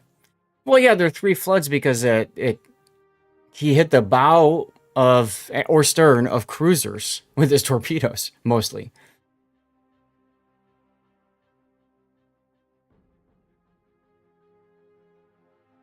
So right here, he should have figured out at this point, it's an Asashio on the flank, and he should have turned instead of continuing down the 1 line. Because you see the Baltimore is turning. This is where you go straight to the 3 line, Echo 3. And you scout ahead for the Baltimore, and you also run interference for the Asashio. Instead, you kept going south. See, Takahashi hydroed right away. Actually, he hydroed before the first torpedoes even hit. Interesting. Just more Takahashi player, honestly.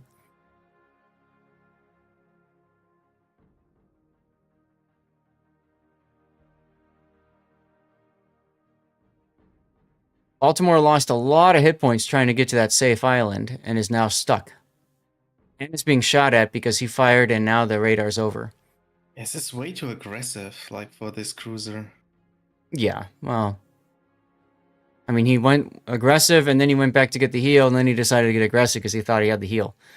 So, oh well. Here's another big problem here, which is he didn't use the engine boost to get into a safe enough distance away from the Hipper, so the Hipper actually managed to spot you with his hydro.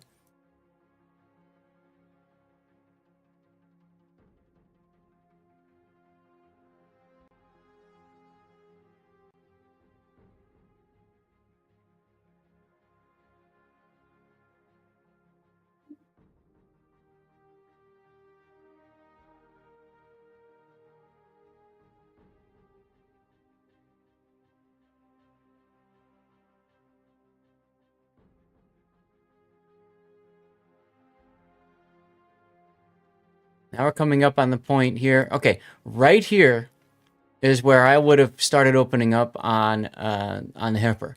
He took a torp, he DCP'd. I would have turned northward and opened up on him. Because if you turn northward and open up on them, the Kitakaze probably can't really support. Takahashi's too far away. And the Iowa, if he shoots at you, if you're heading northward, it's going to be harder for him to hit you. You want to drag the Hipper out and away from his friends. You want to set him on fire. You want to get him dead. You do that now to free yourself up to go after the Iowa and to get into the ACAP.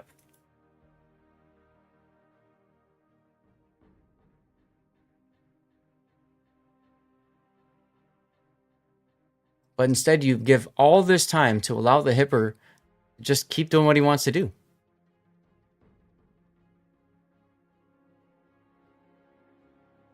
Right here, again, he DCP'd again because his DCP had enough time to recharge, so that flood didn't matter. He DCP'd it.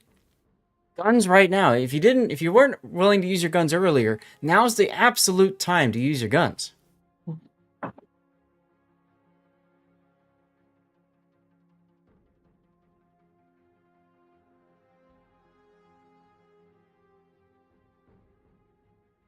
Right, engine boost to get out of trouble, not to get into it.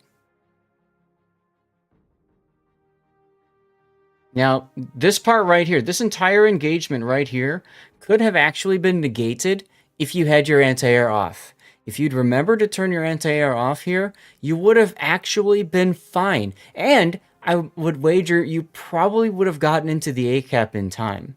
But because you got spotted, you got set on fire, you DCP'd, and then your engines got broken by one of the Iowa secondaries. And that's ultimately what sealed the deal because you opened up with your guns. Every single one of those main battery hits did absolutely nothing for this game.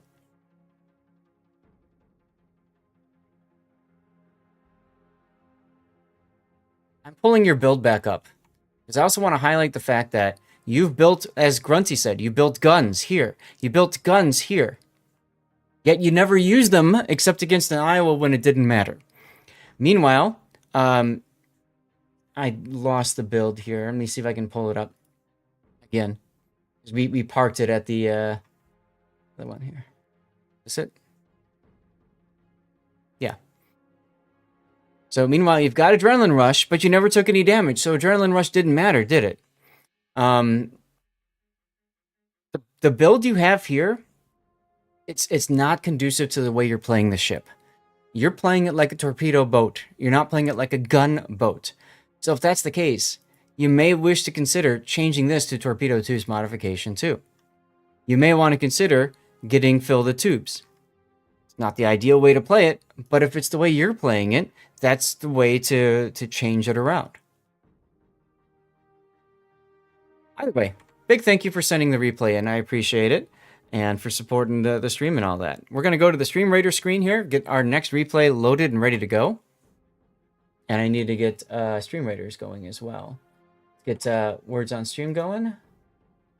Yeah, if you want to play the way you played, play a European or IGN destroyer. Right, exactly. He's playing it very differently, so that's all right. All right, so this is going to go to the done pile. Up next is the Salem game. This is Pockington's game, I think, right, Pock? Then after that, we'll see if we have time for you. Will you be able to take a look at my Hannibal replay I sent you a while ago, the asymmetric battle? Cobra, if it's this patch cycle, maybe. If it's from the previous patch, no. Because it all goes based off of the patch cycle. Right, I saw you won't be able to jump into voice. That's fine.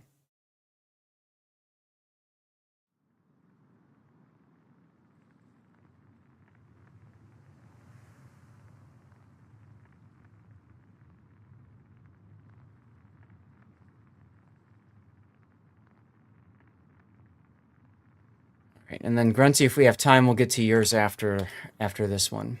Mm-hmm.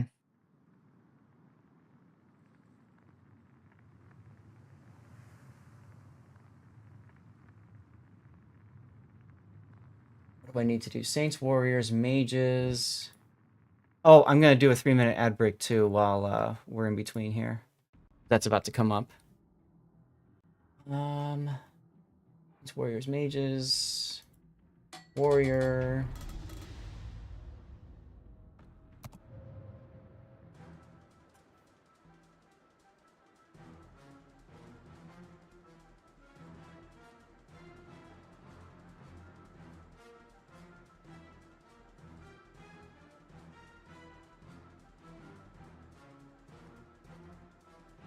Okay.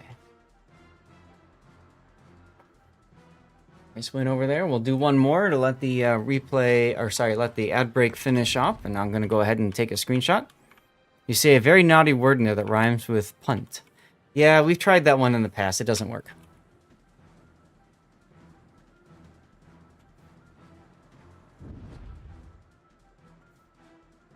Pockington, well, I'll wait until we switch over.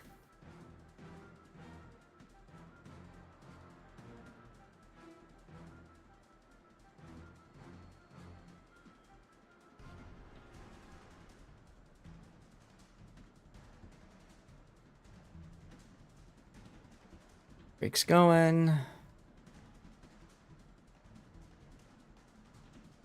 You take a look at the tournament Discord, see if there's anything I need to know. Doesn't look like it. Lots of pings going out today from all kinds of Discords.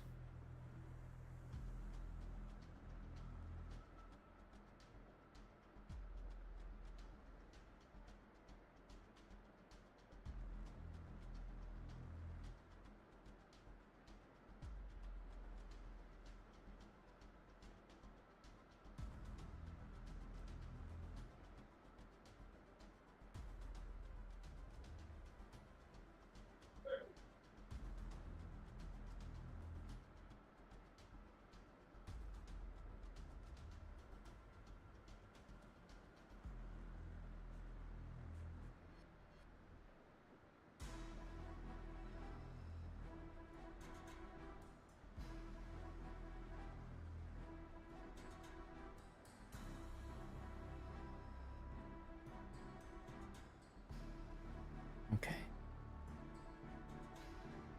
Did I download your Elbing replay yet? Render. Let's see. Yes, I did. Okay.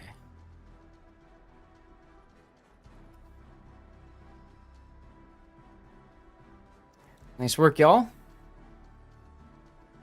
Ad break is just about finished, so we should be able to get back into our game now. And I need to find the right window. Here we go. Salem.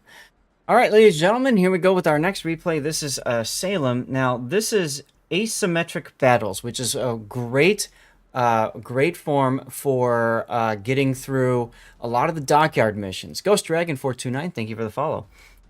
So if you are struggling, if you find yourself struggling on any of the dockyard missions, consider going to asymmetric, because you can get a lot of them done pretty quickly by doing so. This is Islands of Ice.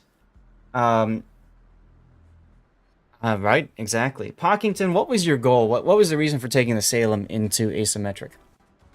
Now, the Salem is the same ship as the Des Moines. It's got a really good rate of fire, therefore. It's got the 6-inch guns. The big differences between it and a Des Moines is the Salem has a super heal, whereas the Des Moines has a standard heal.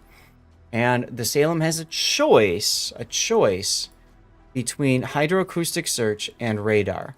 Now, this is not the same radar that a Des Moines brings either. It's only 8.5 kilometer. I call it a T-Rex radar. So a lot of times the hydro is actually a better choice for a Salem. Except if you're in a competitive environment, sometimes people prefer the radar instead. You needed base XP. Okay, so you were just going in and screwing around and stuff. Okay, I didn't know if there was a specific goal you had in mind. Now with asymmetric, there's a lot of enemy bots. The AI is actually pretty strong and knows what's going on with it. But the big thing about it is that you have a lot of enemies. There's a lot of people to shoot at, so that's really nice. Well, so the hydro is better typically, Duckman, because especially in a co-op situation, and I consider asymmetric to be similar to co-op because ships that have torpedoes will fire them at you, and a lot of people, myself included, often forget that torpedoes could be on the way. So the hydroacoustic search is definitely a better choice in an asymmetric situation. Also, there's a lot of destroyers in asymmetric and co-op that don't give a rat's butt about their concealment, and they open up with their guns. So let's take a look at your build. Pockington, I'm assuming that you've got this more set up for a random battle and you just took it into asymmetric. And the reason I'm saying that is because there's a lot of things. Yes, the hydro does last longer as well. That's true. There's a lot of things that you could always do differently. If it was specifically for asymmetric or whatever, then you'd be going for full damage build, whereas on randoms, you're going for damage and tankiness as well. And Halsey. Okay. So let's take a look at this. You've got main armaments mod 1, engine room protection, aiming systems mod 1, propulsion, concealment, and then you've got main battery. Makes perfect sense. Your rudder shift time is 8.6 seconds, so you can absolutely get away with propulsion instead of going for, say, steering gears. I don't see anything wrong with this at all. And you said it's Halsey. Who's your Halsey trained for? Because it looks to me like this might be a Des Moines captain as well. Interesting hull module choices. Why is that, Wolfie? This is everything I would take. Especially in a random battle. There's nothing here I would do differently. I'm curious what you think. Yeah, he's on your Des Moines. Okay. Yeah, because this is a Des Moines build, right? I mean, and they share the same thing. You've got the upgraded grease the gears. You've got consumables enhancements, so your consumables last 10% longer. Superintendency have more consumables. Concealment, because it's a cruiser, obviously. Gun feeder is very nice with the Halsey buff there. And then you've got your adrenaline rush, your survivability expert, and then you finished with top grade gunner. I mean, that's fine. The only thing I might consider changing up is just with prevalence of subs and stuff. I'm a slave to radiolocation. I really enjoy it. You might be better off doing that instead of top grade. That being said, in asymmetric, I mean, top grade is definitely the better choice. Signal flags, I mean, it's asymmetric. You're, interestingly enough, going with anti-det. I would say if you're not investing at all, why put anything in and who cares? But you can detonate an asymmetric, so that's fine. You can detonate in operations now, too. Did they change that? Yep. Oh, goodness. Wow. Had no idea. Well, you could push the recommended flags button, but it's asymmetric, and I mean, a lot of people play, they conserve flags for competitive modes, ranked and clan battles predominantly. So it makes sense that you wouldn't run flags in asymmetric. I mean, the 1% extra fire chance with running 2 flags will get you maybe 1 more fire in the duration of the battle. So, as an example.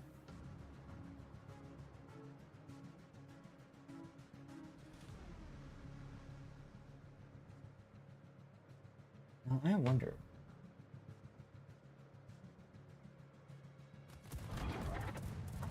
BY. Okay, good to know. Anyway.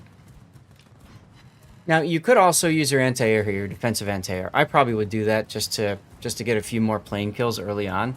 As you can see, the Parzival did go after you, so you could have actually walked away with a couple more hits. This is not the Barbie song. It is a Barbie song. Still, you managed to kill the entire squadron because the AI just sailed around you. Congratulations. But the way I see it is, if you've got all these charges of defensive anti-air fire, why not use them?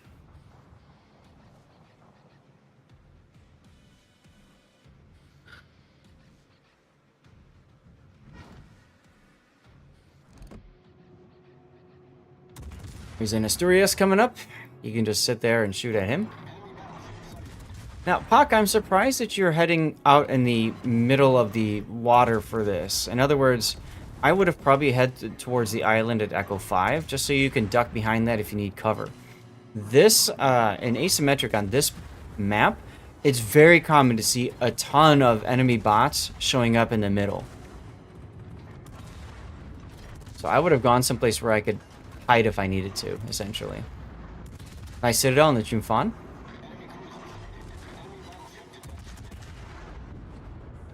Yeah, middle spot is tricky in a cruiser here. Mm-hmm. I did forget. Usually like, if I play a cruiser, I like to go to the side where there's a destroyer. Yep. To put more firepower over on that side. Actually, if he went to the island at E5 with his nose pointing C, Ship is on fire. easily control me. Like, Yep. I've done it multiple times with my Des Moines there. Yep. I think that's a very strong opening position. You need a Hydro, by the way, because the Asturias could have torpedoed you. Full alert. Now you just want to crash the island.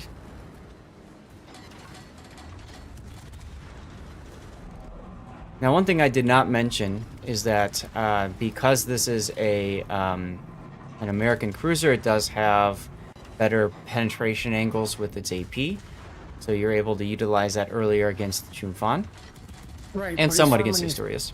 He's farming his battleships all wrong. How so? Get the one fire, like literally just one fire, and then switch to the broadside target, or then switch to the AP and let the fire burn. Yep. You're also healing too late. They don't repair a single fire. It's until they get another thing on them. Like, so if they have two on them is when they DCP. So just one fire, Yep. switch to the AP and start farming. Yep.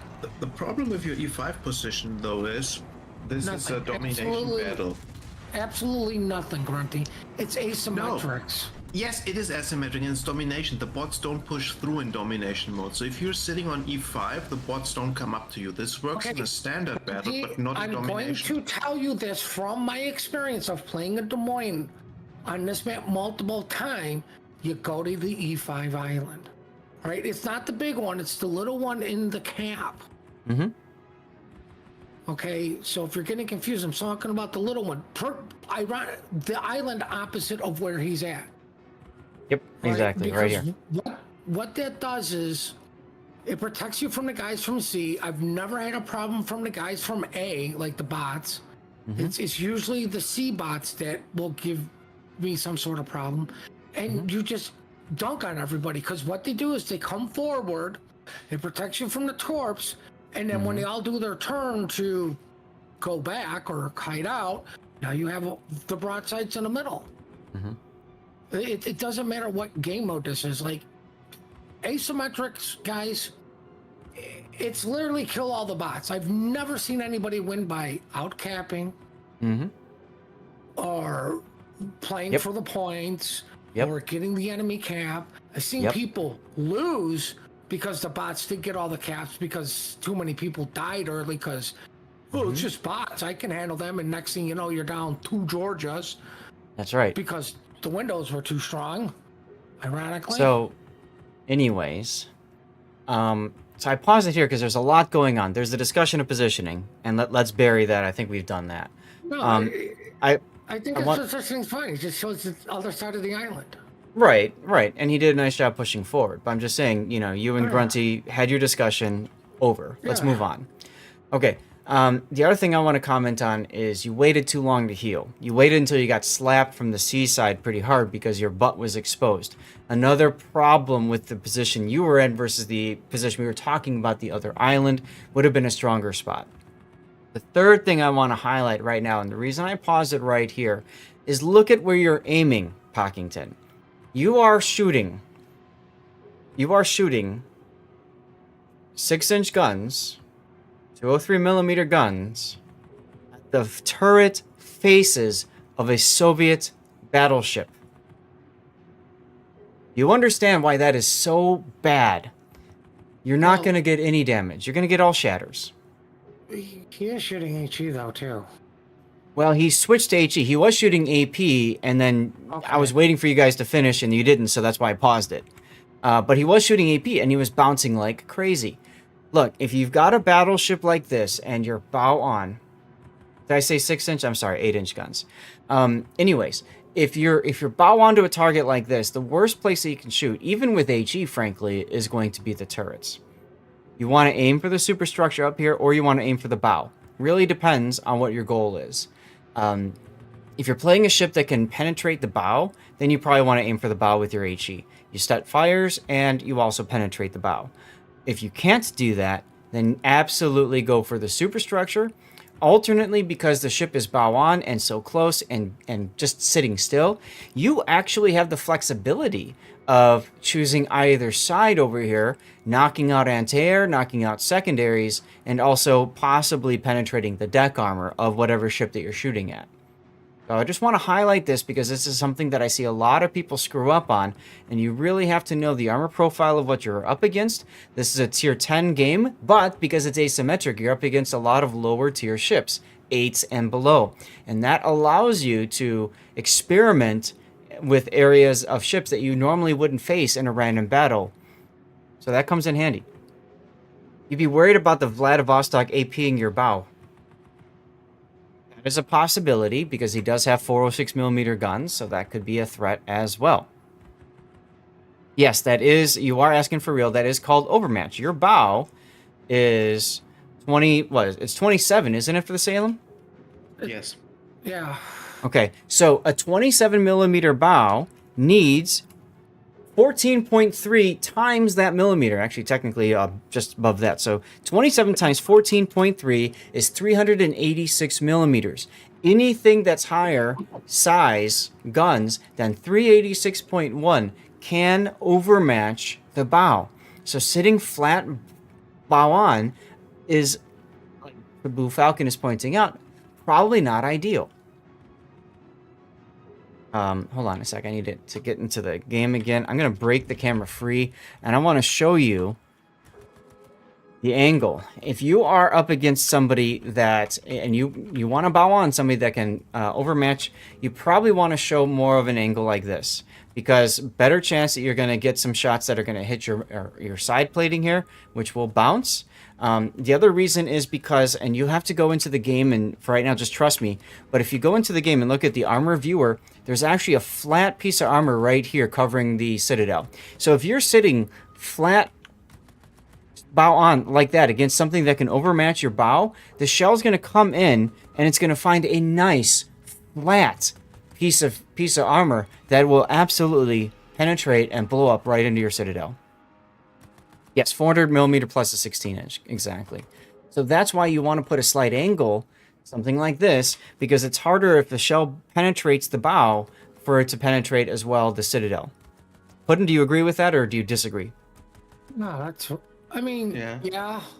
If it shoots that far front that it can overmatch the 27 here, the shell will go straight through the ship because it's thin enough. And I mean, the thing is, you're just too close. Yeah, well, sure. But I mean, you've got to do some sort of angling. It's something's better than nothing, but you're so close to where it's not going to take much for him to just punch you right in the face. He's Exactly. kind of stuck here. Like, if he's going backwards, the ships from sea can show it. Well, I mean, it's already got touch from the ships from the sea. Yeah. Correct, Your- correct. Your best hope is actually that the Chambard ignores the ship in front of him and shoots one of the battleships in front of you, and then you might have a chance of a drive-by, honestly. So this is another reason why that initial island positioning is so important. That Echo 5 island would have allowed Pockington to back up if he needed to, go dark, allow himself to wait that full minute to get his next heal up, and et cetera, et cetera, et cetera, and better control the engagement. Because he didn't do that, he's stuck with a Vlad that he's bow onto. There's a Leon that probably wants to shoot him, but he's maneuvering and probably not going to matter. There's a carrier that's dropping on him, and there's a Rook and a Magi that, frankly, don't have anything else to shoot because if the Jaeger knows what he's doing, he's not spotted. So you've kind of painted yourself into a really bad spot. I mean, the other thing that I don't think people realize is if you're broadside, the bots will turn their guns for you. Oh yeah, the bots, and as soon as you go broadside, the guns are the bots react so much better than humans. They immediately switch, and they will also change to AP if they were shooting HE. So Yeah. they are deadly in this mode.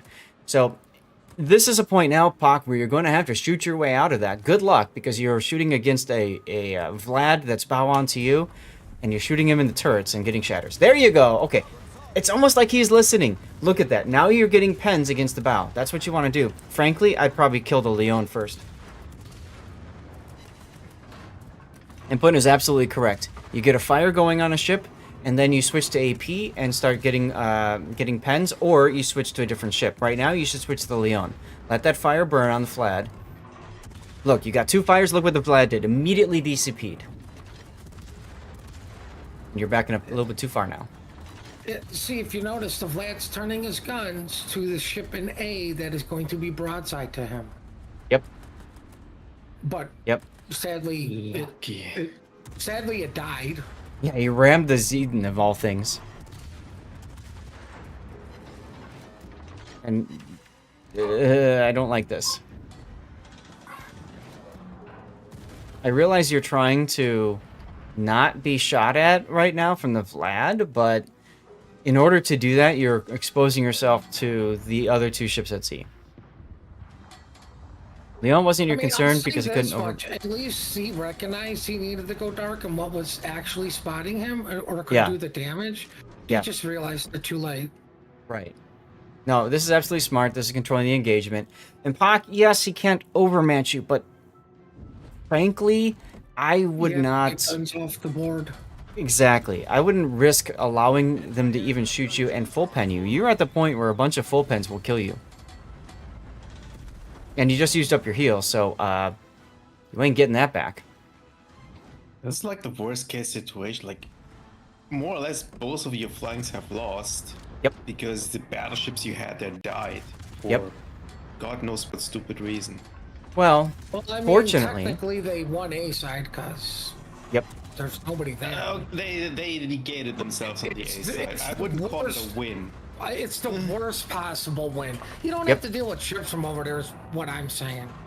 The nice thing is that the Jaeger went on in and got himself spotted. Now, that'll get him killed, but Yeah. it's going to allow the You battleships to really focus have on him stop instead. shooting the Vlad and start shooting the Leon. Oh, yeah. The other thing, too, is you're going to allow the Leon to heal up, and he's going to get an angle on you. He's also going to cap A. All right, Solo Warrior time. He doesn't come back from this. He doesn't have the HP to do it. That Leon that you allowed to live, by the way, he just took out your gun and forced you to DCP. I'll point that out. You were playing this laid back, but shortly after this, you actually sat up on your chair. Okay. Well, I mean, you literally have to shoot your way out of this this predicament you're in. You need to kill this dude. You're going to. Okay. Now it's time to hit W and break line of sight with the enemy battleships down to the at sea cap. Oh, wait. That's right. There's a carrier that's perma-spotting you. Your heal is available, but you've got very little heal that you can get. So now the question is, because you allowed the Leon to live, do you focus on the 2 battleships at C or the 1 battleship at A? Looks like you're going to You gotta focus on go C. after the Leon. Because once you kill them, you can focus on one side. And it will Alright, be 12 quicker minutes. to kill the Leon than the 2 other battleships. Right. Looks to me like he's ignoring the Leon because Leon can't overmatch him. Like, this is even true for random battles, guys. You cannot leave a low health ship on the board. That's right. You have to get rid of it. And the Parzival is actually a huge threat right now because he's YOLOing in. He's got secondaries. Yeah, I don't... Like, going after the Leon would have been a... What it does is now you don't have to worry about anybody coming from you from behind. You're already going at him. You were gonna done the circle, which means you can isolate the 2 from C, kill the carrier on your way going back to B to kill the battleships that were in C. Oh! Gee, I wonder what just hit you there and did a bunch of damage with regular full pens. The thing that you allowed to live. Probably healed. Yeah, that disrespect is real, man. And this goes back to Puddin', you talk so much about Overmatch and why Overmatch isn't something that you necessarily want to play around. Were you there for the stream where it was Yes. I was over? You were overmatching everything with your Montana. Even to the point where the enemy kept overmatching you, and you just kept saying, F you and your overmatch to ships that clearly can't overmatch you, but you just got overmatched in your superstructure, so you said it was overmatched. Yes, I was there for that. Pudding got overmatched in his skill level. I think I made my point. I think you did too. All right, You well, didn't I'll talk after the replay for Grunty. AP into the turrets could work. You're too far back. No. You're trying to hit the center. No, you want the AP to hit right here. This is where the armor is the thinnest. Actually, you're probably right about here. So you should be aiming up here instead. You want to get here because you have a better chance of citadeling the Rook at this close range.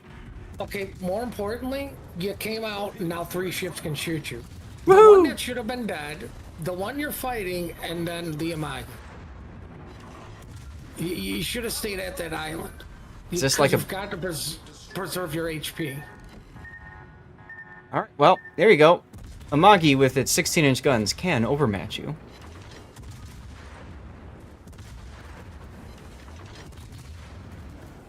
I like the cruiser wiggle. This is really important, even against bots. The cruiser wiggle, you're always turning your rudder. You're always shifting your positioning. It makes it very hard for you to get smacked. Don't use your rear turret. You're too close. Yep, forget the rear turret. Like, the wiggle is fine. Just ignore the rear turret. Also, I think you need to be aiming a little bit farther back, but it doesn't matter. You get the kill with the AP. Like, guys, Okay. ASUM's a good mode to practice identifying saturated sections on the ship and then hitting the unsaturated sections. Right. Oh, look, the carrier. River One, I'm not going to dance Macarena for you, but thanks for testing. You're out of heals now. Hawkins said you did have to push the caps. That's correct. And the reason you had to push the caps is because you let the Leon survive. If you killed the Leon, instead of shooting the Vlad when you were about onto the Vlad, the Leon would not have capped A. That would have given you a lot more time and flexibility. Right, but you're also 700 points up. You have B cap. Right, like, you're not going to win on points here. You're going to win on, well, I literally killed everything. Yeah, you got to kill them all. Right, usually when you do win on points, it's because the carrier is the last thing alive and you've just, pooped all over the bots. Now, you don't want to get Actually- too close to this Parzival. I would actually run here. I would win this on points. I don't know how much time's left in the game, per se. I don't trust that. I never trust that. So, killing the carrier is good, and then just waiting for the Leon. Yep. park behind an island and you know, go do something else for a while.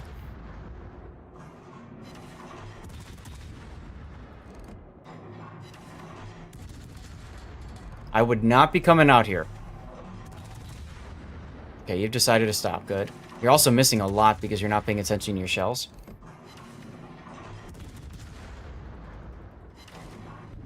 In before, shots coming from the side. Hey, the Leon's in the B cap. What do you know? Ironically, this is when I would actually do the I saw it in COTS because Yeah. the bots don't turn their A off. Yep. Oh, Uh-oh. never mind, he's in front of you. Uh-oh. Damn, he's twice as healthy as he was when he last spotted. Yeah, isn't that interesting? What happens when you let somebody heal for 5 minutes or more?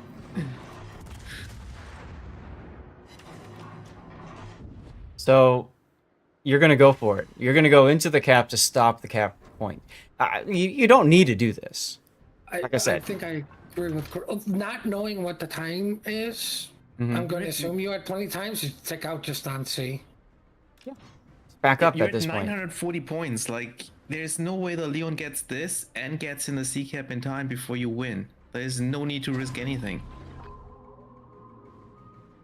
Look how fast these big guns reload. Well, yeah, that's the beauty of Adrenaline Rush and a Des Moines class cruiser. Oh, there's the I saw it in COTS.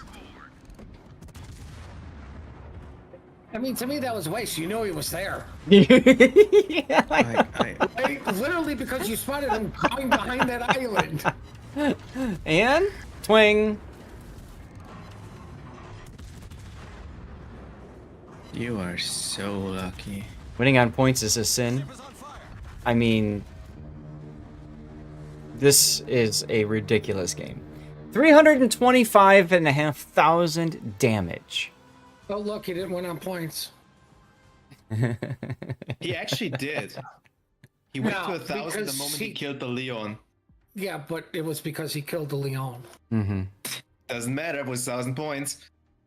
Yep, the victory condition, though, actually falls under you killed all the ships. I don't know if it makes a difference for EXP or anything, but that was the victory. Oh,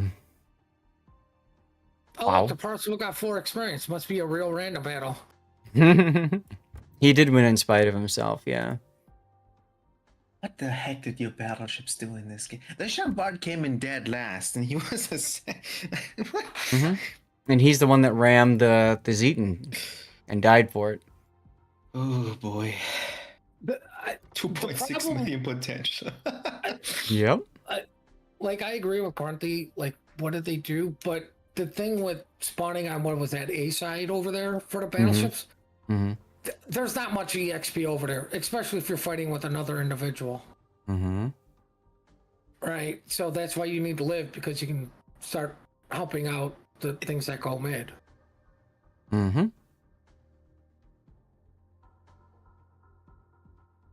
Like, Trying I've to done way too asymmetrics on Islands of Ice. Like, way too many. Oh, yeah. I'm starting to hate the map. Starting? I Really? don't like it either. Like, Like, once Every you time play they a match, how rework the many map. times it's literally like, okay, I know exactly what's gonna happen. Yeah, but every time they rework the map, it gets worse. It's like the 7th iteration. I wish you'd bring back the OG one. I mean, you can't screw it up. Somebody's got to have a picture of it somewhere. bring the old one back, but without the invisible islands you get stuck on, and we'll be happy. Well, they used to have shallows, right? Exactly. I mean, what is it? It's like 3 ships that go to A. The guys that go up to B that rush middle usually tend to go over to the C side, which means everybody at A is like, oh wow, we got my 3 ships done. It's Gotta actually hope the guy really in the middle cool. is an idiot. Like, on the bottom of the map you had all these little islands that allow advancing and ambushing stuff. Like, it could be used for ambush destroyers, it could be used as cover for secondary battleships to get close. And then you have this kind of separated area all on the top of the map with the channel entrance. That was its whole little mini game. It was fun, honestly. I want it back. I do too. It was a nice map. Even the second iteration was nice. Almost full HP here, and then oh wait, no, he took torps. Or was it a continuous ramp? How did he lose so much hit points? so quickly. Let's go back and see if we can find out. Do you like open ocean? I mean, it's the most historical map of all, right? It's better than this iteration of Islands of Ice. It's also better than Atlantic and Mountain Okinawa. range.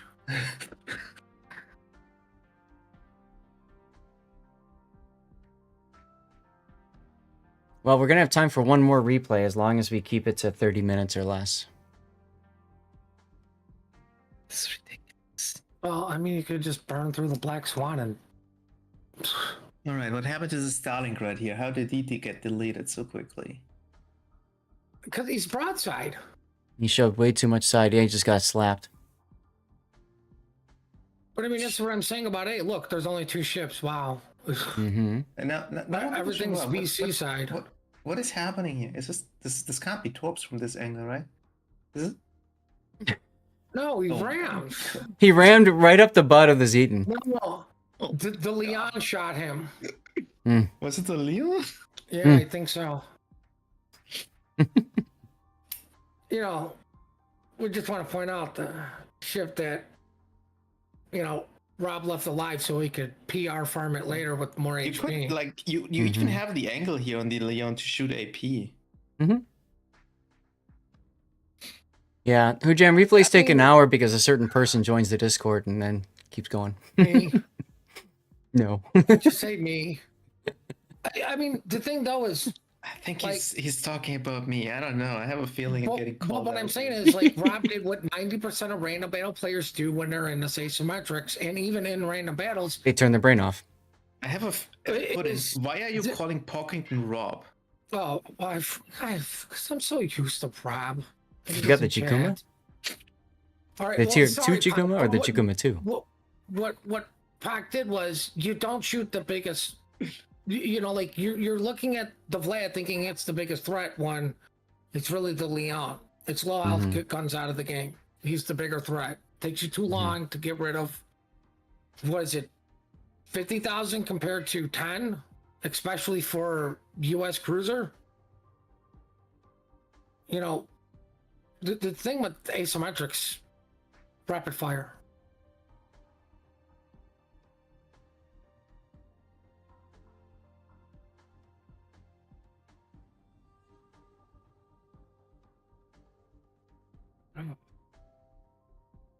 I mean, he won, so at the end of the day, what can we really complain about? Mm-hmm. Except for my stupidity on calling everybody wrong names. Oh.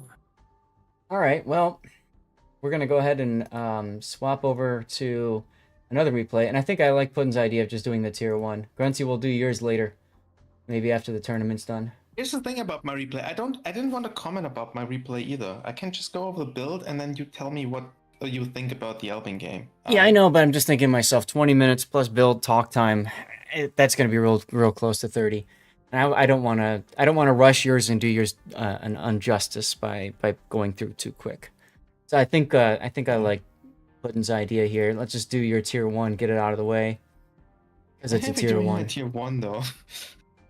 Because I have a cover in my replay for it. Yeah, we're gonna do a 3-minute ad break while I get the this thing set up, and I need to go pee. I'm sure you all needed to know that. Stream Black Swan. I know To the it. word. If we have time to do replays, we can, yeah.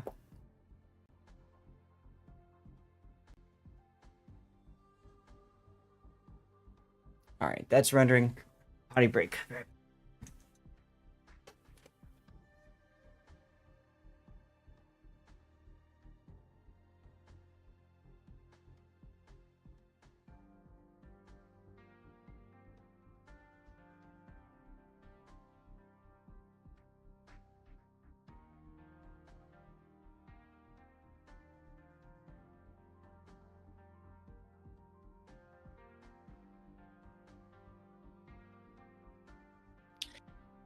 Oh, today is reset day, right?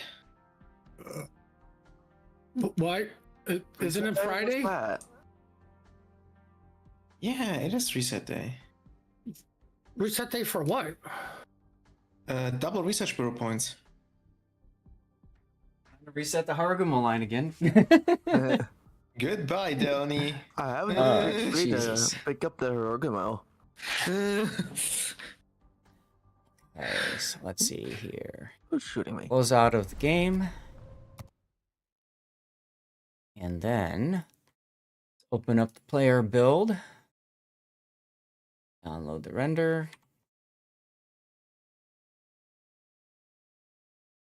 And this is the Black Swan.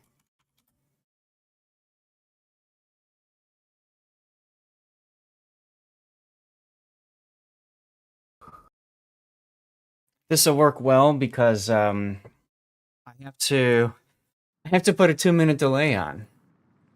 2-minute delay. Which means I have to, yeah, the tournament requires a 2-minute delay for today. And then at some point it changes to a 4-minute delay. So Wait, what tournament?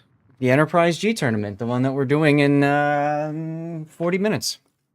What's an Enterprise G tournament? I don't know, it's a German I need to use tournament. I need to use the restroom, so for it. enjoy. The only thing I'm going to say is I'm completely ashamed of this game. Completely ashamed. No Awesome. death threat. Okay. By the way, when you get back, or when we finish this replay, you should do your drawing, and then we'll get the next draw going when we're, doing the tournament.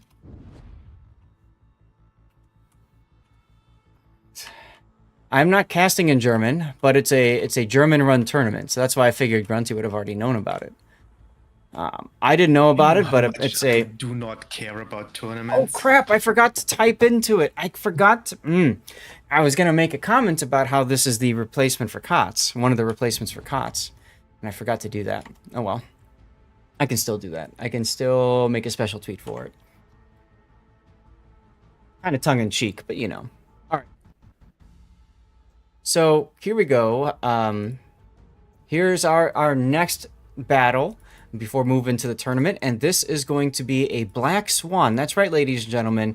Redeemed Cover My Replay on a Tier 1 ship. Apparently he did this on the stream, and the stream said you absolutely need to do this. So that's why we're doing it. That's why we're taking a look There's at it. one human player in it. So a Black Swan is a Tier 1 ship. It's one of the starter ships, and it's actually a very strong ship because it's got 6 guns as opposed to pretty much every other Tier 1 ship, which has 4. It's got 4 guns in the front and 2 in the rear. Fun story about the Black Swan, she actually got nerfed several times. She originally had only AP shells in it, and she overperformed like nuts because she would sit it out the heck out of everything. So then they changed her to have HE only, and then I believe they also nerfed the rate of fire at some point. So there you go, OP ship at Tier 1 if you want to go club people. Actually, a lot of people, I think it's the Orlan they club with. Was the AP change actually a balance reason, or wasn't it just because Wargaming changed the whole Tier 1 mechanic to only have AGs? To not confuse players. No, because back then, I believe they even allowed, I think back then it was HE only and AP only, depending on the line, and then they just switched it to HE only for all of them. And then they said, okay, for the way moves, we'll go out there. I thought the Black Swan was the only one that had AP. AP only, yes. But anyway, let's go ahead and take a look at your build here. You've got main armaments modification 1 to keep your gun turrets up longer. You only have access to 1. This is a standard captain. You've got 13 points invested into this captain. Oh my goodness. Grease the gears. Demolition expert. Last stand. Adrenaline rush. Survivability expert. And then finally, heavy HE and AP. Makes perfect sense. This is a full damage build. That's all you're going for in this is just damage, damage, damage. It's fine. And then no signals. I would like you probably need more points. I dropped the survivability expert. It's irrelevant at Tier 1. I like outnumbered at Tier 1. You have usually a very high up tier time on that skill at low tiers. And you can combine it with top grade gunner. Since you made your concealment. Did you make his concealment worse? What's the gun caliber? Yeah. Oh no, he didn't because it's these are 102s. So okay, well. Yeah, there's no debuff to concealment there. I thought he made it worse. I didn't remember the caliber. Outnumbered and top grade are broken at tier 1. Good to know. So in other words, maybe drop this, maybe drop, well, you have to have 1 point, so there you go. You said drop survivability, and then maybe the first one you pick up is top grade, and the second is outnumbered. Okay. Then you can go back to your heavy HE, because that's just free damage. And then if you wanted to, you could do survivability to get to your 21 points, but it's a tier 1. Why would you invest it? Anyway, let's get to the game. As Grunty mentioned, now that's serious, right? As Grunty mentioned, there's only one human on each side.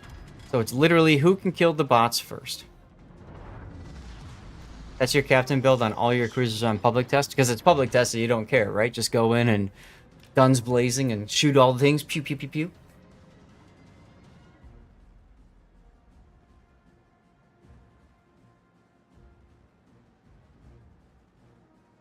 And this is on Polar.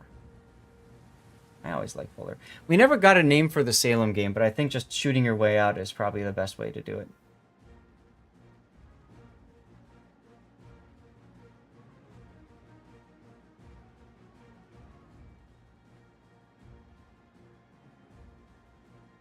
Pockington's replay, I know we're on the new one, but Pockington's reminds me a lot of Kill Bill, when Uma Thurman's character is buried and she has to like fist pump her way out. You know, like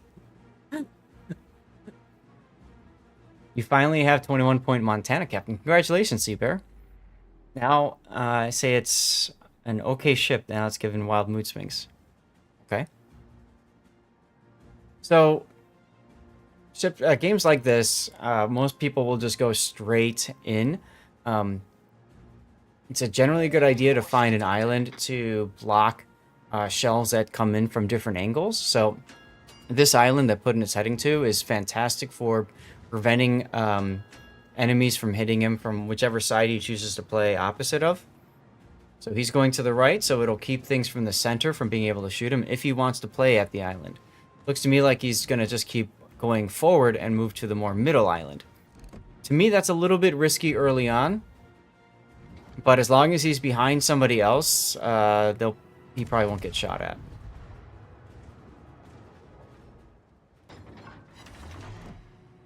Cthulhu apparently Putin was streaming this game. So that adds even more to questions. Also, I feel like you're looking around a little bit too much. You can probably use to just focus a target and keep guns going on it. Also, aim better. You only hit once now so far.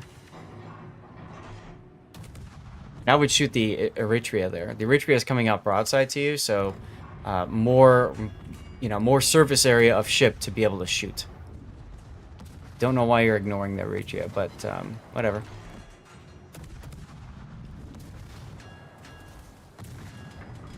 If you're gonna kite away right now, you'll note that you can only...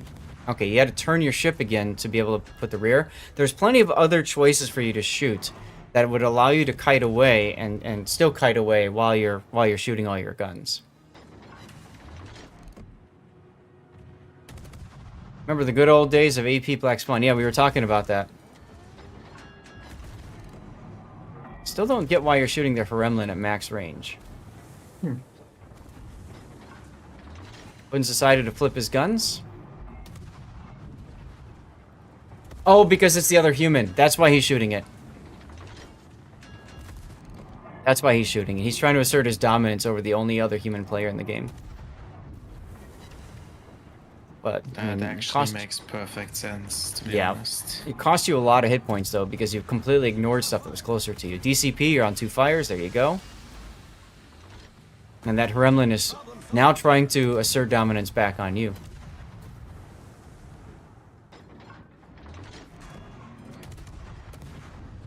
I have no idea what this song is, Cthulhu.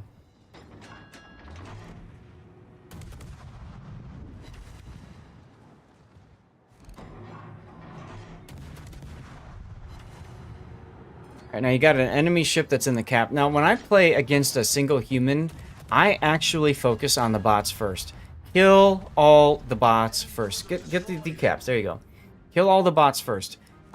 Because you take those guns out of the game. And meanwhile, if you're killing the bots first, then your bots are actually surviving longer. Which, kind of, if you think about it, frees up your bots to go shoot the other human player. And Putin is kind of finding this out the hard way here.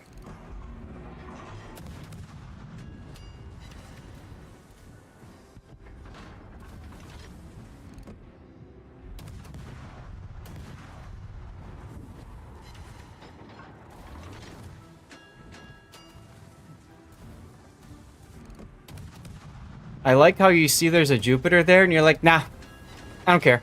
I'm just going to keep sailing straight at it.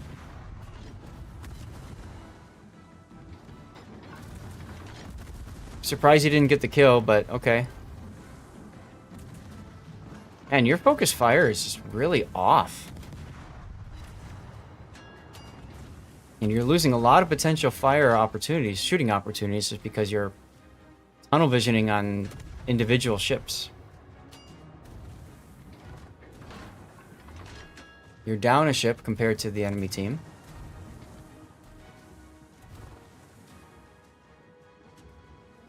So at the lower tiers, there's a lot of good opportunities to learn hiding away from targets, but also because it's usually a target-rich environment, you've got a lot of opportunities to fire your guns while you're kiting away.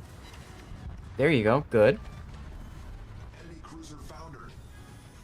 30-minute warning for the Enterprise tournament.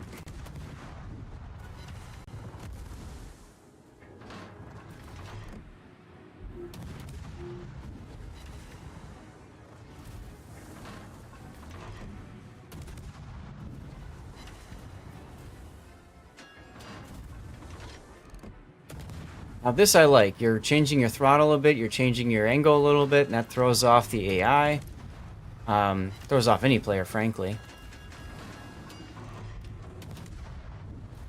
And now Putin is turning into try-hard mode. And this is what's so nice about the Black Swan. Most of these other ships have to show broadside to get all their guns off, or to get 4 guns off. You only have to bow into them to get 4 of your guns off.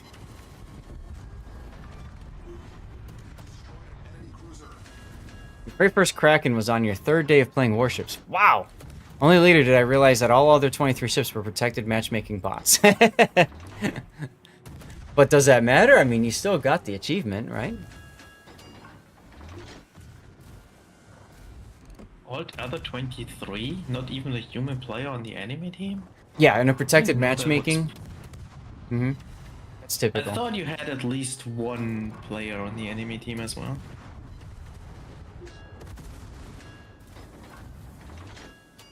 Still down a ship.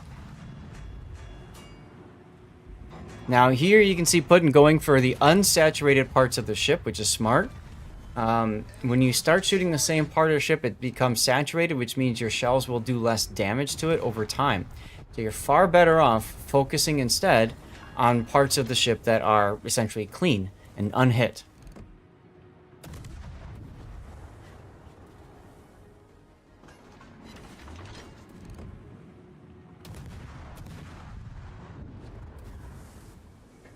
Outnumbered would still be active, by the way. I've been watching the minimap for that for the last 3-4 minutes. And top grade would be an absolute buff to... Top grade would be you know. like active pretty much the whole game.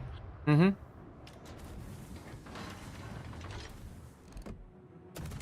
And see, here's another example. Putin wants to shoot this ship, but he also realizes the importance of kiting away here. So he's changing targets to something he can kite away and shoot. That's smart. That's what I was talking about earlier in this replay. It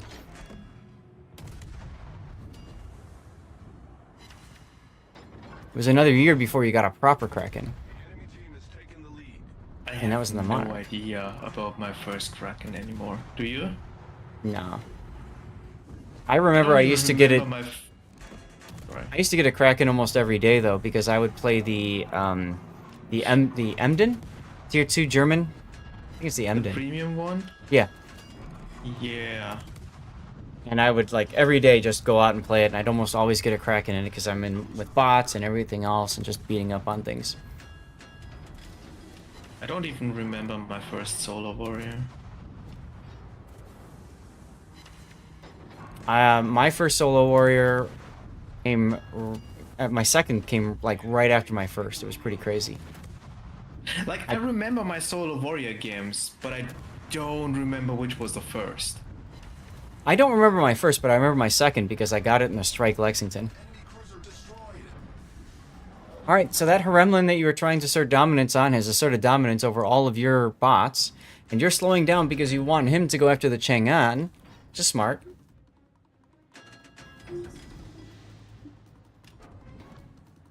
But you don't find him. Instead, you find a near full health bot Hremlin.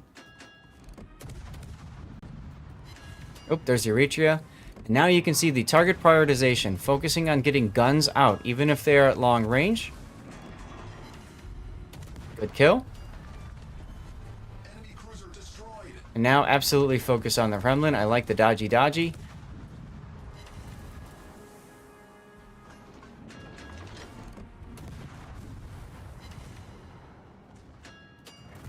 Now you turning this way is going to help the enemy human continue to shoot you. See how he's sitting behind the island now shooting at you for free? This guy knows his stuff. This is one of those professional like seal clubbers that you're probably up against.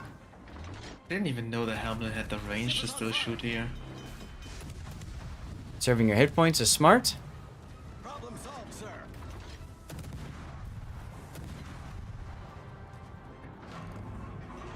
And yes, there are people who have thousands of games in single tier 1 ships. Let that sink in for a minute. Good song choice for right now, by the way. Alright, so Putin's gonna clean this game up. Boarding actions? Oh god. Please no.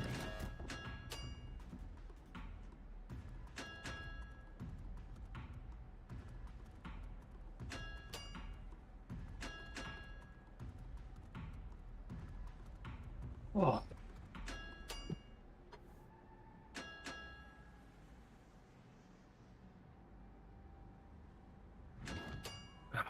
Oh, so what I miss? Your game. Oh, good, because I lived it. You did. Actually, there was a lot of things I commented on. I wouldn't doubt it. You finally asserted dominance on the only other human player. Good job. Playing with my food? Question mark. Well, you were kind of forced to disengage. But anyway, so you got yourself a Kraken, you got yourself High Caliber and Confederate. And, well, let's take a look. Oh, look, you did a lot of good things. No solo warrior, bad game. I have to agree with Grunty. And this is now officially my highest kill count game. Seriously, I mean, at you 10? killed- Okay. You killed bots. Congratulations. That's Nine of exactly how I feel. But you know what? The game still counts it as a random battle. Yes. Let that sink in for a also minute. tells you that the 10 kills were done in a tier 1 ship, so... Yes. So the main comment I had put in was it felt like you wasted a lot of firing opportunities because you were hyper focused on trying to shoot one thing, but you also missed some good opportunities. Like at the start in Eritrea pulling out broadside, you instead chose to focus on something that was bow into you. Are you talking about the human player? No, that was later, the Hremlin. But in the early initial engagement, you were shooting at a bow-in bot, and there was a side broadside Eritrea bot that you could have shot and didn't. And Right. then you got Imagine if I had AP the care. right, and then you had the engagement with the human that, frankly, you probably would have been better off just ignoring that human and focusing on the other stuff. What the heck? And logged Well, out by this. Oh, Jesus. You got to remember though, at this, if you kill the player, it's pretty much a guaranteed win. Right. I understand that. But you have two choices. You can do that, or you can focus on getting the bots down first. I gotta find my press account credentials. This is gonna be fun. Did you actually look it up, Putin? Was that other tier 1 player a tier 1 seal clubber, or was it a regular player? He was a professional tier 1 player. Yeah, I course he that's was. that's what I called it out. I said I think he is professional tier 1.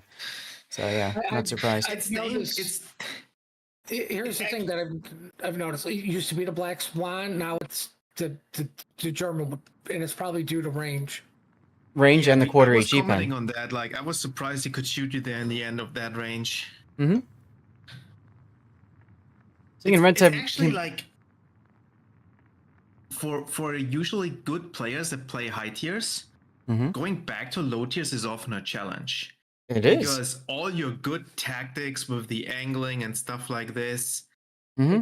it doesn't matter at the low tiers. And these guys with thousands of tier 1 battles, they know that meta and how the bots play and where they get stuck and stuff like this to Mhm. the T. You usually get beaten if you go down there to tier 1, Yep. even as a Unicum player. So what are we gonna title this one, y'all? Clubbing the clubber. Okay. I mean, like, my honest opinion is, I'm glad Wargaming has it to where new players will never see an individual like that. Mm-hmm. Right? agree. Until they go to do a new line and have over the 500 battles. But Mm-hmm. like, I don't see the enjoyment of tier 1. Like, I got trolled by Full Metal to do this, and I forgot to troll back to immediately go into co-op. So I sat here for 5 minutes in queue for this. Jeez. I could understand it just playing the low tiers against the low tiers. Mm-hmm. If it was a full human battle and you get the excitement of these pure engagements without gimmicks and stuff like this. But Mhm. now with the matchmaking changes, where like 90% of the players are bots, I don't understand it anymore. Like, you might as well play co-op at this point. You know, the All one right. thing the one thing I did point out for this real quick was, everyone wants skill-based matchmaking. Go play a tier 1 game and see how before you get pissed off sitting in queue waiting for that game. And when you finally find a game fighting against somebody that clearly knows what they're doing, it's annoying, to say the least. Like, he could have easily turned that game around. We have a poll going, guys. We got 3 minutes for the poll, and thank you, Puddin, for the replay here. I'm gonna switch over to here so I know where to cut. We got the three games: the Z46 wasting time, the Salem shooting out of trouble, Black Swan clubbing the clubber. Please tell me which of those games you feel should make to YouTube. Okay. And while you are doing that, a couple of major announcements for you all to listen to. Puddin, I need you to do the draw when you get a chance. A couple of major announcements. We have to put a 2-minute timer on, 2-minute delay for the tournament that we're going to be moving to in about, it starts in 19 minutes from now. So we're going to need to move to that timer. We're also going to need to get things set up for the tournament. So what I'm going to be doing is I'm going to be rating my rerun stream. I do have it up. Yes, I do have it up. So I'm going to be rating out to my rerun stream, and then I need to YouTube. I need to end the stream on YouTube as well, so that I can put the delay on and get that all that stuff figured out. Okay. The title is going to be Enterprise G Tournament COTS Replacement. Then, because this was a tournament that was meant to replace COTS, everybody. So we're going to call it like that. Okay. Did you get your giveaway taken care of? Yeah, it's done. Awesome. Thank you much. Guys, put out the C46 game. It's a really good game to showcase and help destroyer players get better and avoid mistakes. Don't vote for the high damage Salem game. Well, they did. Because it's a cool game. Right, that's not what people want to see. They want to see high damage. People like big numbers. And they cannot lie. All right. Well, thank you very much for doing the votes, guys. We're going to go ahead and shoot you off to the other one. Let's see. Make sure the stream is running. It looks like it is. All right. Raid Lord does this- Zath RR. How long does this tournament last? Oh. Wait, you're casting it and you don't know how long it's gonna last? I just know when it starts. I mean, you know, we're gonna get into it at the start of the tournament. We'll talk a little bit about what we're gonna see, but I don't have time right now. I need to get a 2-minute delay on. I need to grab a snack. I need to get set up for the tournament, and then I need to raid back after I get the 2-minute delay going. So I just don't have time to invest into looking into it right now. 8 p.m. in Germany later. All right, take care. Thank you, Blue Falcon. Like I said, we're gonna raid to the rerun channel, and then I'm raiding back after I get the 2-minute delay going. So you're not gonna miss too much.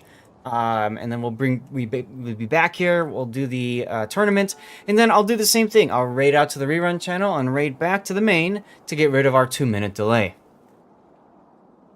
Tell you when you can play the Dirty Water song. It might not happen today, Duck. I don't know. It depends on timing.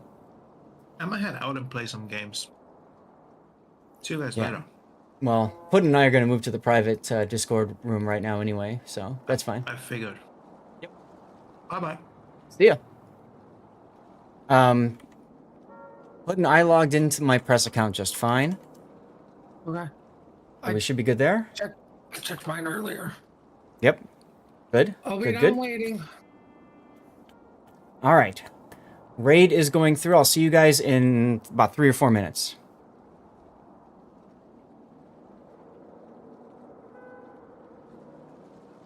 Let's see here.